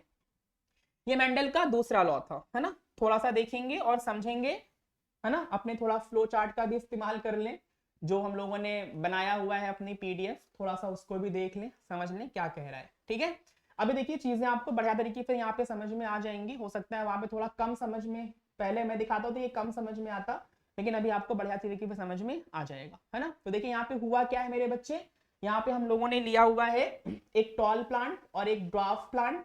टॉल के लिए अलील कैपिटल टी, ड्वार्फ के लिए स्मॉल टी। यहाँ पे हम लोगों ने इनके गैमीट्स बनाए, ये स्मॉल टी होगा, गैमीट्स बनाए, फ्यूज किया, तो F1 जनरेशन में कैपिटल टी स्मॉल टी आया। यानी सारे प्लांट कैसे मिले बेटा F1 जनरेशन में, टॉल, है ना। सारे प्लांट कैसे मिले F1 जनरेशन में, टॉल मिले। उसके बाद क्या किया गया, हमने इनके बीच में सेल्फिंग कराई, यानी सेल्फ पॉलिनेशन कराया। क्या कराया मेरे बच्चे, सेल्फ पॉलिनेशन। देखिए ये लिखा हुआ है कि यहाँ पे सेल्फ पॉलिनेशन हुआ किसके बीच में, F1 के बीच में। जब F1 के बीच में सेल्फ पॉलिनेशन कराया तो पहले तो मैंने इनके गैमीट्स बनाए, और गैमीट्स को जब क्रॉस कराए तो एक प्लांट प्योर टॉल आया, दो प्लांट हाइब्रिड टॉल आए, और एक प्लांट ऐसा आया जो कि ड्वार्फ था। कैसा था, ड्वार्फ था, है ना। तो अगर मैं यहाँ पे फिनोटाइप की बात करूं तो ये भी टॉल, हाइब्रिड टॉल, तो तीन आपको टॉल मिले और एक क्या मिला, ड्वार्फ मिला। फिनोटाइप की अगर बात करते हैं, है ना, ये जीनोटाइप होगा, गलत लिख गया है। ठीक, अगर मैं यहाँ पे जीनोटाइप की बात करता हूं तो जीनोटाइप क्या होगा मेरे बच्चे, तो जीनोटाइप में आप देख पा रहे हो, जीनोटाइप में आप देख पा रहे हो कि एक कैपिटल टी है, दो कैपिटल टी स्मॉल टी है और एक कैसा है स्मॉल टी है ना। तो आई थिंक सो इतनी चीजें आपको क्लियर हो गई होंगी और बढ़िया से समझ में आ गया होगा, ठीक है ना। तो F2 जनरेशन में गैमीट्स का सेग्रीगेशन होता है, इसीलिए हम लोगों ने इसको नाम दिया है law of segregation of gamete, है ना। ये थोड़ा सा कैरेक्टर्स है, आपको पता है कि 7 पेयर ऑफ कैरेक्टर्स मेंडल ने अपने एक्सपेरिमेंट्स में यूज किया हुआ था, ठीक है ना। चलिए थोड़ा सा देख लेते हैं जो मैंने अभी टर्म यूज किया था और मैंने अभी आपको बताया था इसके बारे में, है ना।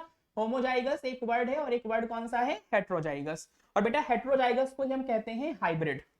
क्या दिक्कत है भाई Sonu, chemistry class exemplar question and previous year कब आएगा सर। बस बेटा ये वन शॉट जैसे ही खत्म होता है आज आपका हेरिडिटी हो जाएगा, कल हम इन्वायरमेंट आपके साथ डिस्कस कर लेंगे। इन्वायरमेंट तो छोटा सा ही है और इन्वायरमेंट के बाद आपका 4 क्लासेस आपकी केमिस्ट्री में चली जाएंगी, यानी मान के चलते हैं 5 दिन का टाइम और लगेगा। 5 दिन के बाद आपकी चीजें क्लियर हो जाएंगी, मतलब जो आपका प्रीवियस ईयर है या फिर जो एग्जाम्पलर वाले क्वेश्चन है वो हम आपको करवा देंगे, ठीक है। तो देखिए भाई होमोजाइगस का मतलब क्या होता है, एकदम सीधी सी एक बात लिखी हुई है, जब कोई भी जीन प्योर कंडीशन में पाया जाए तो उसे हम लोग होमोजाइगस कहते हैं, है ना। या तो फिर कह सकते हैं दोनों जीन कैसे हो, डोमिनेंट हो, या फिर दोनों जीन कैसे हो, रिसेसिव हो, तो ये कहलाता है होमोजाइगस। और हेट्रोजाइगस जैसे यहाँ पे क्या है बेटा कैपिटल टी स्मॉल टी ये होमोजाइगस है ना। ये कैपिटल टी होमोजाइगस डोमिनेंट है, जबकि स्मॉल टी होमोजाइगस रिसेसिव है। जब एक जीन डोमिनेंट हो और दूसरा जीन क्या हो, रिसेसिव हो, तो इसे हम कहते हैं क्या, हेट्रोजाइगस। तो आप याद रखिएगा दो टर्म्स हैं, एक होमोजाइगस और एक हेट्रोजाइगस, है ना। तो जब एक जीन डोमिनेंट हो और दूसरा जीन रिसेसिव हो तो हेट्रोजाइगस, और दोनों जीन्स डोमिनेंट हो या दोनों जीन रिसेसिव हो तो इसे हम लोग क्या कहते हैं, हेट्रोजाइगस, है ना। तो ये बात आप दिमाग में रखिएगा। बाकी जीनोटाइप फिनोटाइप आपको क्लियर ही हो गया है। मोनोहाइब्रिड क्रॉस का फिनोटाइप 3:1 और जीनोटाइप 1:2:1 होता है, ये बात आप याद रखेंगे, है ना। फिनोटाइप का मतलब मैंने अभी आपको बताया था, फिजिकल अपीयरेंस का मतलब फिनोटाइप होता है, और जीनोटाइप का मतलब होता है किसी भी ऑर्गेनिज्म का जेनेटिक मेकअप। किसी भी ऑर्गेनिज्म के जेनेटिक मेकअप को हम कहते हैं जीनोटाइप, और किसी भी ऑर्गेनिज्म के फिजिकल अपीयरेंस को हम कहते हैं फिनोटाइप। बात समझ में आ गई, ठीक है। चलिए भाई आगे चलते हैं और मेंडल के डाई हाइब्रिड क्रॉस को समझते हैं, या फिर एक काम कर लेते हैं, हमें पता ही है कि ये क्या है, लॉ ऑफ इंडिपेंडेंट असॉर्टमेंट देखते हैं, है ना।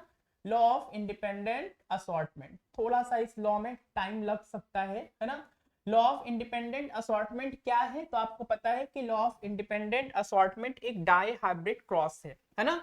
लॉ ऑफ इंडिपेंडेंट असॉर्टमेंट क्या है, तो याद रखेंगे लॉ ऑफ इंडिपेंडेंट असॉर्टमेंट एक डाई हाइब्रिड क्रॉस है। रिया बस चैप्टर ओवर ही होने वाला है आपके यहाँ सीबीएसई में, जो हेरिडिटी है वो खत्म है, तो थोड़ा सा जहां से इतना थोड़ा सा और देख लीजिए। लॉ ऑफ इंडिपेंडेंट असॉर्टमेंट में आपको पता है कि 2 पेयर कंट्रास्टिंग कैरेक्टर लेना है। सपोज करिए मैंने एक टॉल प्लांट लिया, एक कैरेक्टर, इसका कंट्रास्ट क्या होगा, ड्वार्फ प्लांट। फिर मैंने इसके साथ एक कैरेक्टर और लिया, राउंड सीड। थोड़ा सा एक मिनट रुकेंगे, देखेंगे क्या लिया है, हाँ ठीक है राउंड सीड ही है ना। और इसके साथ राउंड का अपोजिट क्या हो जाएगा मेरे बच्चे, तो राउंड का अपोजिट हम लेंगे रिंकल्ड सीड। ये मैंने 2 पेयर ऑफ कंट्रास्टिंग कैरेक्टर्स ले लिए। क्या ले लिए, 2 pair of contrasting character. Tall plant लिया, इसका अपोजिट ड्वार्फ हो जाएगा, राउंड सीड लिया और इसका अपोजिट रिंकल्ड हो जाएगा। इन दोनों के बीच मैंने क्या कराया, क्रॉस कराया, ठीक। तो अगर मैं इसके अलील लिखूं तो क्या आएगा, कैपिटल टी, इसका आ जाएगा कैपिटल आर, डिप्लॉइड है। इसी तरीके से इसका स्मॉल टी, स्मॉल आर, ये हो गए पेरेंट्स, ठीक। अब हम बनाएंगे इनके गैमेट्स। फ्लो चार्ट बहुत ज्यादा कॉम्प्लिकेटेड ना हो जाए, इसलिए यहां पे हम एक गैमेट बाहर निकाल ले रहे हैं। अभी आपने पढ़ा भी है, अभी आपने जाना भी है कि F1 जनरेशन में सारी की सारी ऑफस्प्रिंग जो होती हैं वो हाइब्रिड होती हैं। F1 जनरेशन में जो भी ऑफस्प्रिंग आती हैं वो कैसी होती हैं, हाइब्रिड होती हैं, तो ये बात दिमाग में रखेंगे। अब क्या होगा, ये इनके कैरेक्टर्स इंटरमिक्स होंगे। जब इंटरमिक्स करना है तो याद रखना है कैपिटल वाला स्मॉल, मतलब सेम सेम सेम कैपिटल और स्मॉल एक साथ लिखे जाएंगे, सेम कैपिटल स्मॉल एक साथ, तो कैपिटल टी के साथ स्मॉल टी और कैपिटल आर के साथ स्मॉल आर। ये हमारा आ गया कौन सी जनरेशन, F1 जनरेशन। और आपको पता है F1 जनरेशन में इस तरह का एक प्लांट नहीं होगा, है ना, अभी आपने क्रॉस करा करके देखा है कि F1 जनरेशन में इस तरह के कई प्लांट्स आएंगे, मिनिमम 2 प्लांट्स तो आपको देखने को मिल ही जाएंगे, है ना। तो ये F1 है, और F1 में आप जानते हो कि आपको चीजें क्या मिलती हैं, 100% हाइब्रिड मिलती हैं, है ना। तो ये क्या है बेटा, 100% hybrid tall plant having round seed, ठीक है। तो ये जो F1 में आपको मिल रहा है capital T small T capital R small R, ये हाइब्रिड टॉल है, और हाइब्रिड क्या है, इसके राउंड सीड है। अब इन्हीं में हम कराएंगे क्या बेटा, सेल्फ पॉलिनेशन। क्या कराएंगे मेरे बच्चे, इसी में हम कराएंगे सेल्फ पॉलिनेशन, सेल्फिंग कराएंगे, है ना, किसके बीच, selfing in between F1 generation, है ना। जब F1 जनरेशन में हम क्या कराएंगे, सेल्फिंग कराएंगे, तो क्या होगा, तो कम से कम इस तरह के हमें 2 प्लांट लेने पड़ेंगे। तो भाई एक ले लिया मैंने capital T small T capital R small R, इसको मैंने क्रॉस कराया capital T small T capital R small R, है ना। ये हो गए क्या, F2 के लिए पेरेंट्स। क्या हो गए मेरे बच्चे, F2 के लिए ये हो गए पेरेंट्स। अब सुनिए ध्यान से, पहले इन्हीं में क्रॉसेस करा करके हम गैमीट्स बनाएंगे, इन्हीं में क्रॉसेस करा करके हम क्या बनाएंगे, इन्हीं में क्रॉसेस करा करके पहले हम गैमीट्स बनाएंगे। तो पहले इस वाले का क्रॉस इससे कराएंगे, तो कैपिटल टी कैपिटल आर, फिर इसका क्रॉस इससे कराएंगे कैपिटल टी स्मॉल आर, इसका काम खत्म, इसका क्रॉस इससे कराएंगे, कैपिटल वाले को पहले लिखते हैं कैपिटल आर स्मॉल टी, फिर इसका क्रॉस इससे कराएंगे, तो क्या आएगा, स्मॉल टी स्मॉल आर। ये हो गए हमारे F2 के गैमेट्स। क्या हो गए, F2 के गैमेट्स। जैसे एक पेरेंट का बनाया है वैसे ही दूसरे पेरेंट का भी बना लेंगे, है ना। इसका क्रॉस इससे, तो capital R capital T capital R, इसका इससे capital T small R, again इसका इससे कराएंगे कैपिटल आर स्मॉल टी, इस वाले का इससे कराएंगे तो स्मॉल टी और स्मॉल आर, है ना। तो ये गैमेट्स फॉर्म हो गए, और ये गैमेट्स किसके लिए फॉर्म हुए हैं, तो भाई ये गैमेट्स फॉर्म हुए हैं, ये गैमेट्स फॉर्म हुए हैं F2 के लिए। किसके लिए, F2 के लिए, ठीक है। सोनू कह रहे हैं सर मेरा डाउट सॉल्व कर दीजिए, कमेंट्स में है। आप दोबारा क्वेश्चन अपना भेज दीजिए बेटा, सोनू आप अपना दोबारा क्वेश्चन भेज दीजिए जो भी है,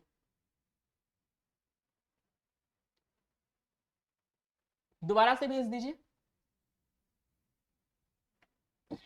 चलिए भाई, तो ये हो गया हमारा कौन सा, F2 के लिए गैमेट्स। अब हम बनाएंगे पुनेट स्क्वायर, और अभी आपने सीखा था पुनेट स्क्वायर के बारे में, है ना। इस पेरेंट के 4 गैमीट हैं, 1 2 3 4, है ना। तो 4 का स्क्वायर कितना हो जाएगा, 16। तो हम कितने स्क्वायर बनाएंगे बेटा यहाँ पे, तो हम स्क्वायर यहाँ पे बनाएंगे 16। कितने, 16 स्क्वायर बनाएंगे, ठीक, इस तरह से 16 स्क्वायर बनेंगे।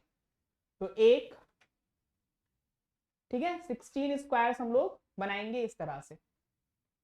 कितने स्क्वायर बनाने हैं बेटा, 16 स्क्वायर हम इस तरह से बनाएंगे, ठीक है ना। क्योंकि अभी आपने पढ़ा है कि कभी भी अगर पुनेट स्क्वायर में हमें स्क्वायर्स के नंबर बनाने होते हैं, तो स्क्वायर्स जो होते हैं वो एक पेरेंट के गैमीट का नंबर होता है। तो यहाँ पे एक पेरेंट के 4 गैमीट बन रहे हैं, सो इस बिहाफ पे आपके पास 16 स्क्वायर आ जाएंगे, है ना। अब 16 स्क्वायर रखने के बाद हम इसे क्रॉस करा देंगे, एक तरफ मेल और एक तरफ क्या, फीमेल, ठीक। रखते हैं capital R capital T small T capital R small R capital R small T और capital T small R. Now similarly ऐसे यहाँ पे भी पुट कर देंगे, capital T capital R, same sequence रखिएगा, जो इधर अरेंजमेंट है वही अरेंजमेंट यहाँ पे भी होना चाहिए था, वही चीज यहाँ पे लिखी हुई है, कैपिटल आर स्मॉल टी और फिर क्या हो रहेगा, स्मॉल टी स्मॉल आर, है ना। अब हम इनके बीच में क्या कराएंगे भैया, अब हम इनके बीच में कराएंगे क्रॉसेस, ठीक है। क्या कराएंगे, क्रॉसेस। तो ध्यान दें यहाँ पे, इसका क्रॉस इससे कराएंगे तो यहाँ पे आएगा कैपिटल टी कैपिटल आर, यानी ये प्लांट ऐसा है जो टॉल है और इसके पास राउंड सीड है। इसका क्रॉस इससे कराएंगे तो capital T capital R small R, again इसका क्रॉस इससे कराएंगे capital T small T capital R capital R. Again इसका क्रॉस इससे कराएंगे तो कैपिटल टी स्मॉल टी और कैपिटल आर स्मॉल आर। इस तरह से करके, जैसे इस वाले को उठा करके मैंने इन सब से क्रॉस कराया है, वैसे इस वाले को उठा करके आप इन सब से क्रॉस करा करके यहाँ पे फिल करेंगे।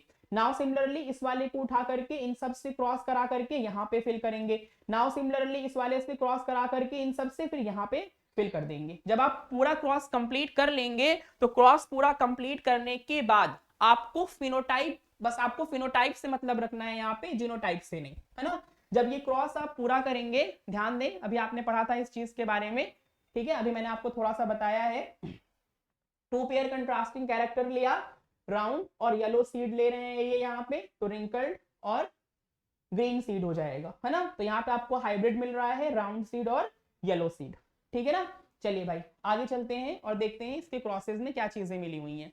जब इस क्रॉस को कंप्लीट कर रहे हैं यहाँ पे, है ना, तो इस क्रॉस को कंप्लीट करने के बाद देखेंगे ध्यान से यहाँ पे, जब इस पूरे क्रॉस को हमने कंप्लीट किया तो 9 प्लांट एक तरह के मिले, 3 प्लांट एक तरह के, 3 प्लांट एक तरह के और एक प्लांट जो मिला वो एक तरह का मिला, है ना। इसलिए जो फिनोटाइप मिल रहा है वो कितना मिल रहा है मेरे बच्चे, 9:3:3:1। और इसका जीनोटाइप फिलहाल आपके सिलेबस में नहीं है, लेकिन मैंने अभी आपको बता दिया हुआ है। जब उस क्रॉसेस में आप ढूंढोगे तो आपको इस तरह का प्लांट एक मिलेगा, इस तरह के 2 मिलेंगे, फिर इस तरह के 2 मिलेंगे, इस तरह का एक, तो इस तरह से पूरा जब आप काउंट करोगे तो 16, यानी जो रेशियो है वो कुछ इस तरह से है ना। आसान याद करना तो यही वाला होता है, 12-12-24-12-1, है ना, 12-12-24-12-1। बाद में आपको क्या लगा लेना है, रेशियो लगा लेना है ना। तो ये आपका हो जाएगा जीनोटाइप। तो याद रखना है यहाँ पे जीनोटाइप इतना इंपॉर्टेंट आपके लिए नहीं है, जनरली आपके एग्जामिनेशन में आता भी नहीं है। फिनोटाइप आप लोगों के यहाँ पूछा जाता है डाइहाइब्रिड क्रॉस का। ठीक, सोनू कह रहे हैं compounds such as alcohol and glucose also contain hydrogen but are not categorized as acid. Describe an activity to prove it. ठीक है सोनू, अभी मैं थोड़ा सा बताऊंगा इस क्वेश्चन को बाद में, ठीक है, थोड़ा सा पहले इसको खत्म कर लेते हैं उसके बाद फिर, ठीक है।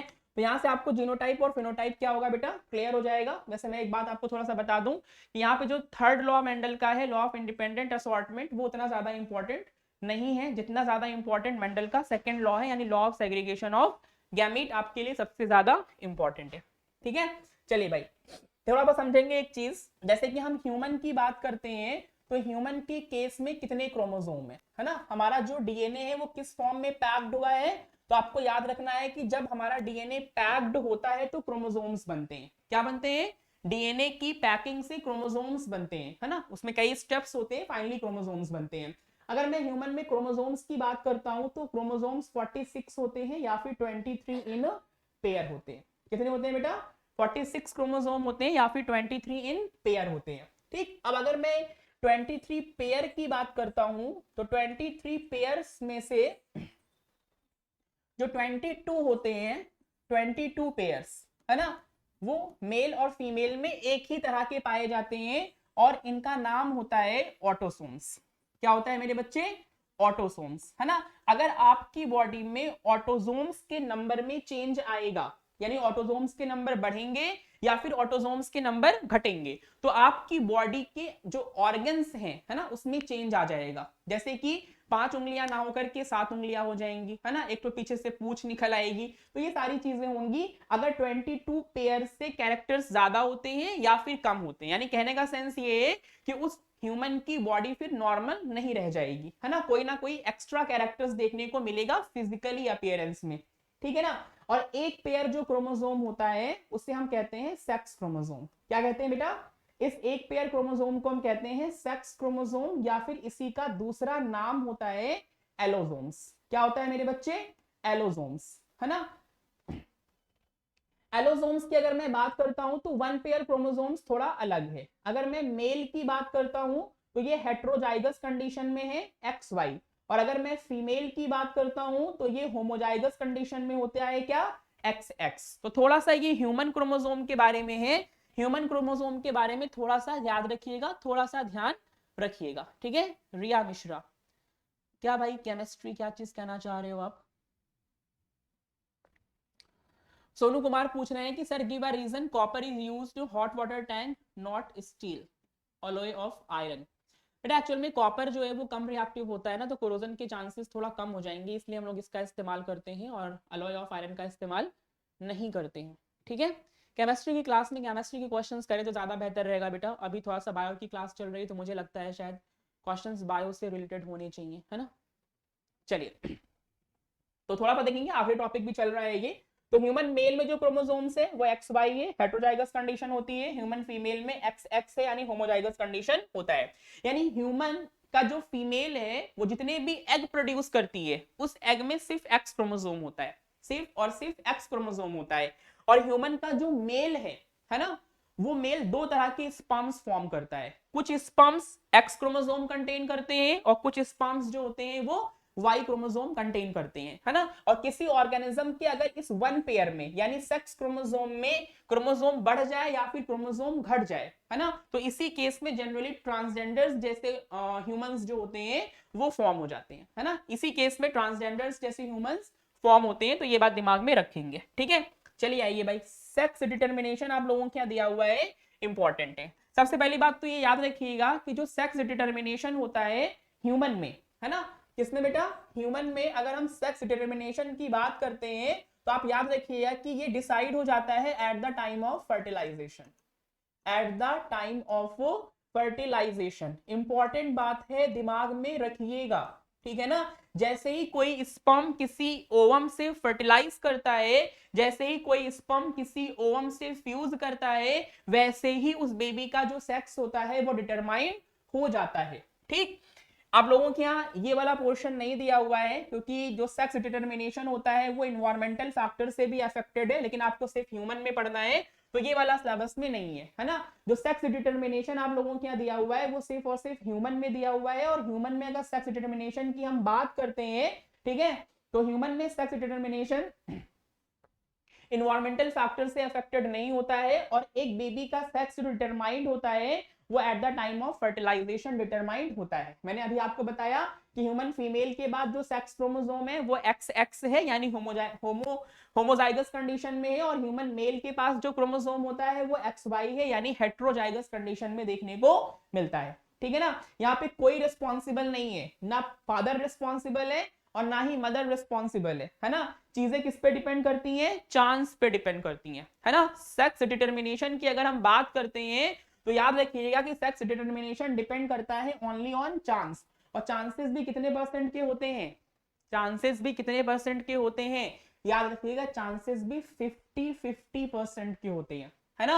यहाँ पे कोई भी इंडिविजुअल रिस्पॉन्सिबल नहीं है सेक्स डिटर्मिनेशन के लिए, है ना। लोग माओ को उल्टा पुल्टा बोल देते हैं, है ना, कि पहली औलाद अगर लड़की हो गई तो बड़ी मुसीबत हो जाती है। आज के मतलब अब तो फिलहाल बहुत कम हो गया, लेकिन पहले के टाइम पे कुछ ज्यादा ऐसी जेंडर स्टीरियोटाइप जैसी चीजें कुछ ज्यादा देखने को मिल जाती थी, है ना। लेकिन अब तो फिलहाल बहुत कम हो गया, लोग एजुकेट हो रहे हैं और समझ रहे हैं चीजों को, इंपॉर्टेंस भी समझ रहे हैं, तो दैट्स वाई।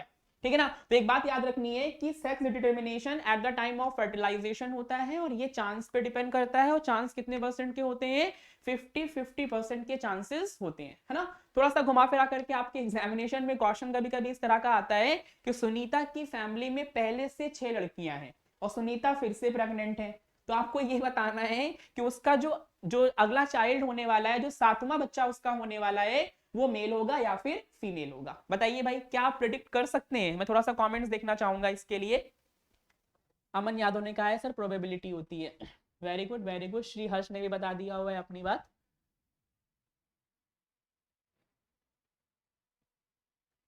हाँ बिल्कुल रिया, रिया मिश्रा, एग्जाम के पहले तक क्या आगे आने वाले 5 दिन में आपका केमिस्ट्री और बायो का सिलेबस पूरा कंप्लीट हो जाएगा, और ये सारी वीडियोस आपको लाइव सेक्शन में भी देखने को मिल जाएंगी और होम वीडियोस पे भी देखने को मिल जाएंगी। मैं यहाँ पे कमेंट्स देखने के लिए ये आया हूँ। बताइए भाई, सुनीता के पास पहले से 6 बेटियां हैं, सुनीता अगेन प्रेग्नेंट है, ठीक है, और आपको बताना है कि जो अब की उसका 7वां बच्चा होगा वो लड़की होगी या फिर लड़का होगा। वेरी गुड भाई, श्री हर्ष ने कहा सर 50-50% के चांसेस हैं, चीजें प्रोबेबिलिटी पे डिपेंड करती हैं, यस ऑफ कोर्स। चलिए भाई, थोड़ा सा मैं बता दूं इस चीज के बारे में। इस तरह के क्वेश्चंस आपके एग्जाम्स में पूछ लिए जाते हैं कि भाई एक फैमिली है, उसमें पहले से 10 बच्चे हैं, 7 बच्चे हैं, 6 बच्चे हैं, जो भी है ना, वो बता देगा। उसमें कहेगा कि हाँ 6 लड़कियां हैं पहले से, 7 लड़कियां हैं पहले से, 4 लड़कियां हैं पहले से, और आपको बताना है कि जो अब आपकी जो चाइल्ड होने वाला है वो क्या होगा। तो आप सीधी सी एक बात बताओगे कि नॉट प्रिडिक्टेबल, है ना, it's only depends upon chance and chances is about 50-50%। कोई प्रेडिक्टेबिलिटी नहीं है ना। जो बहुत सारी आया होती हैं, है ना, आशाएं होती हैं, है ना, आशा कहते हैं उनको हम लोग, तो वो बड़ा ही मतलब दुनिया में बहुत सारी चीजें चलती हैं, है ना, ऐसा है वैसा है, लड़की लड़का है, फलाना धमाका, क्या करना है, दोनों ही भगवान की देन है, ईश्वर की देन दोनों ही है ना, क्या कहा जाए, लड़की लड़का दोनों ही। वैसे तो आजकल काफी चीजें चेंज हो गई हैं, काफी बदलाव आ गया है आज के टाइम पे, लेकिन पहले थोड़ा सा जाए तो जेंडर स्टीरियोटाइप बहुत ज्यादा हुआ करता था, है ना, जिसको कहते हैं हिंदी में लिंग रूढ़िवादिता बहुत ज्यादा हुआ करती थी, बहुत ज्यादा डिफरेंशिएशन थे, लड़का ये कर सकता है, लड़की वो कर सकती है, लड़का ये नहीं कर सकता है, अरे तुम रो रहे हो लड़कियों की तरह, दुनिया भर की बातें होती थी, है ना। तो फिलहाल अब तो चीजें बहुत कम हो गई हैं कहीं ना कहीं। तो ये बात जरूर याद रखिए कि काफी अच्छा और काफी इंटरेस्टिंग क्वेश्चन होता है ना। तो प्रेडिक्टेबल नहीं है, चीजें चांस पे डिपेंड करती हैं। चांसेस कितने परसेंट के? 50-50% के चांसेस होते हैं, और इसी 50-50% के चांसेस को थोड़ा सा हम यहाँ पे समझेंगे, ठीक है ना। चलिए भाई, तो देख लेते हैं यहाँ पे। फादर है, इनका क्रोमोसोम XY है, मदर का XX है। गैमेट्स बने, आपको पता है गैमेट्स में नंबर ऑफ क्रोमोसोम आधे हो जाते हैं, तो यहाँ पे X है, यानी एक स्पर्म जिसके पास X क्रोमोसोम है, दूसरा स्पर्म जिसके पास Y क्रोमोसोम है, और यहाँ पे दोनों ओवम के पास क्या है? X क्रोमोसोम है ना। मैंने इसको फ्यूज करवाया, इसका फ्यूजन इससे हुआ तो क्या बना? XX यानी फीमेल। अगेन इसका फ्यूजन मैंने इससे कराया, XX यानी अगेन फीमेल, है ना। फिर इसका फ्यूजन इससे हुआ तो XY यानी कि मेल, और इसका फ्यूजन इससे हुआ तो क्या बना? मेल, ठीक है। अब देख पा रहे हो यहाँ पे दो लड़कियां हैं और दो क्या हैं? लड़के हैं। यानी अगर मैं 100% में डिवाइड करूं तो 50% की प्रोबेबिलिटी है कि फीमेल चाइल्ड होगा, और 50% की प्रोबेबिलिटी है कि क्या होगा बेटा?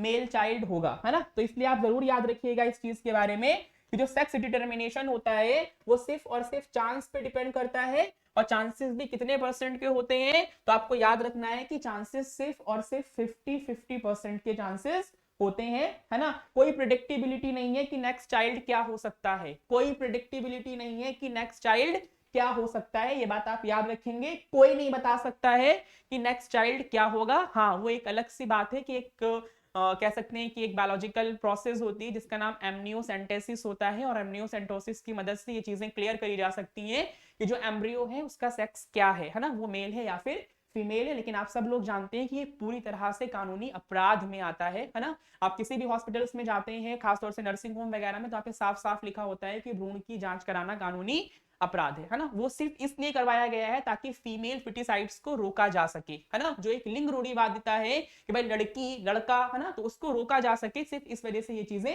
करी गई हैं, है ना। थोड़ी सी देखेंगे कुछ चीजें यहाँ पे बता रहा है कि कह रहा है कि गर्ल्स एंड बॉयज बनने के जो चांसेस होते हैं वो हाफ हाफ होते हैं, यानी 50-50% के चांसेस जो है वो देखने को मिलते हैं, ठीक है।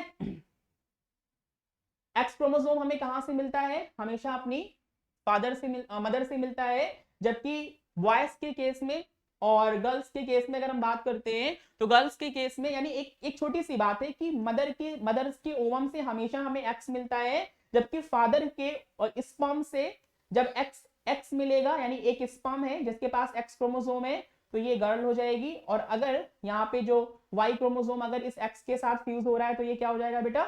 बॉय हो जाएगा, है ना। चांसेस कितने परसेंट के हैं? तो याद रखना है कि चांसेस सिर्फ और सिर्फ 50-50% के होते हैं, ये बात आप जरूर याद रखेंगे, ठीक है ना। चलिए एक छोटा सा टॉपिक और है, देखेंगे, और उसके बाद हम इस टॉपिक को खत्म करेंगे, यानी चैप्टर आपका खत्म हो जाएगा। और जो आपका इवोल्यूशन वाला पोर्शन बचा हुआ है, किसी दिन उसकी हम क्लास ले लेंगे, खासतौर से यूपी बोर्ड वाले बच्चों के लिए, क्योंकि उनके यहाँ इवोल्यूशन आ रहा है, लेकिन सीबीएसई में सिर्फ और सिर्फ हेरिडिटी ही है। और थोड़ा सा मैं बताना चाहूंगा कि बहुत स्कोरिंग नहीं है, हेरिडिटी आपके यहाँ बहुत ज्यादा स्कोरिंग नहीं है। अगर मैं स्कोरिंग की बात करूं तो सबसे पहले लाइफ प्रोसेस, दूसरा हाउ डू ऑर्गेनिज्म रिप्रोड्यूस, तीसरा कंट्रोल एंड कोऑर्डिनेशन, फिर आप हेरिडिटी को रख सकते हैं, और उसके बाद फिर आपका अवर इन्वायरमेंट। बायोलॉजी की अगर मैं बात करूं तो ये कुछ स्कोरिंग चैप्टर्स हैं, है ना, थोड़ा सा स्कोर इनका ज्यादा रहता है। चलिए भाई, एक टॉपिक आपका छोटा सा और है, जिसको हम कहते हैं जेनेटिक डिसऑर्डर। क्या कहते हैं मेरे बच्चे? जेनेटिक डिसऑर्डर, या फिर एक तरीके से कह सकते हैं जेनेटिक डिजीज। डिसऑर्डर ना कह करके जेनेटिक डिजीज देख लेते हैं। सिंपल सी बात है, आप याद रखिएगा कि जेनेटिक डिजीज ऐसी बीमारियां हैं जो जनरेशन टू जनरेशन ट्रांसफर होती हैं, है ना। हमसे आपको, आपको हमसे, ऐसा कुछ नहीं है, जनरेशन टू जनरेशन, है ना। अम्मा अब्बा को थी, उनके बच्चों को हो गई, फिर उनके बच्चों को हो गई, फिर उनके बच्चों को हो गई, तो ऐसे को हम क्या बोलते हैं, जेनेटिक डिजीज बोलते हैं। यानी the disease which are transfer from generation to generation is known as what, genetic disease. Genetic disease में थोड़े से एग्जांपल्स ध्यान रखेंगे। जैसे पहला है कलर ब्लाइंडनेस। कौन सा है बेटा, कलर ब्लाइंडनेस। कलर ब्लाइंडनेस एक जेनेटिक डिजीज है। इसके साथ साथ हीमोफीलिया, है ना, हीमोफीलिया ये भी एक जेनेटिक डिसऑर्डर होता है। कलर ब्लाइंडनेस की अगर हम बात करते हैं तो जो भी बंदा कलर ब्लाइंडनेस से सफर करता है जनरली वो कलर्स में डिफरेंशिएशन नहीं कर पाता है, खासतौर से रेड और ग्रीन कलर में वो डिफरेंशिएशन नहीं कर पाता है। इसीलिए ऐसे बंदों को रेलवे डिपार्टमेंट में जॉब नहीं मिलती है ना। मतलब मालूम पड़ा कि आफत मचा दे, है ना, ट्रेन आ रही है, सिग्नल देना है रेड का और दिखा रहे हैं ग्रीन का, है ना, तो ये कलर ब्लाइंडनेस होती है। ठीक है, मार्क जगरबर्ग जो कि फेसबुक का इन्वेंटर है, उसे भी कलर ब्लाइंडनेस है। ठीक, बाकी अगर हीमोफीलिया की हम बात करते हैं,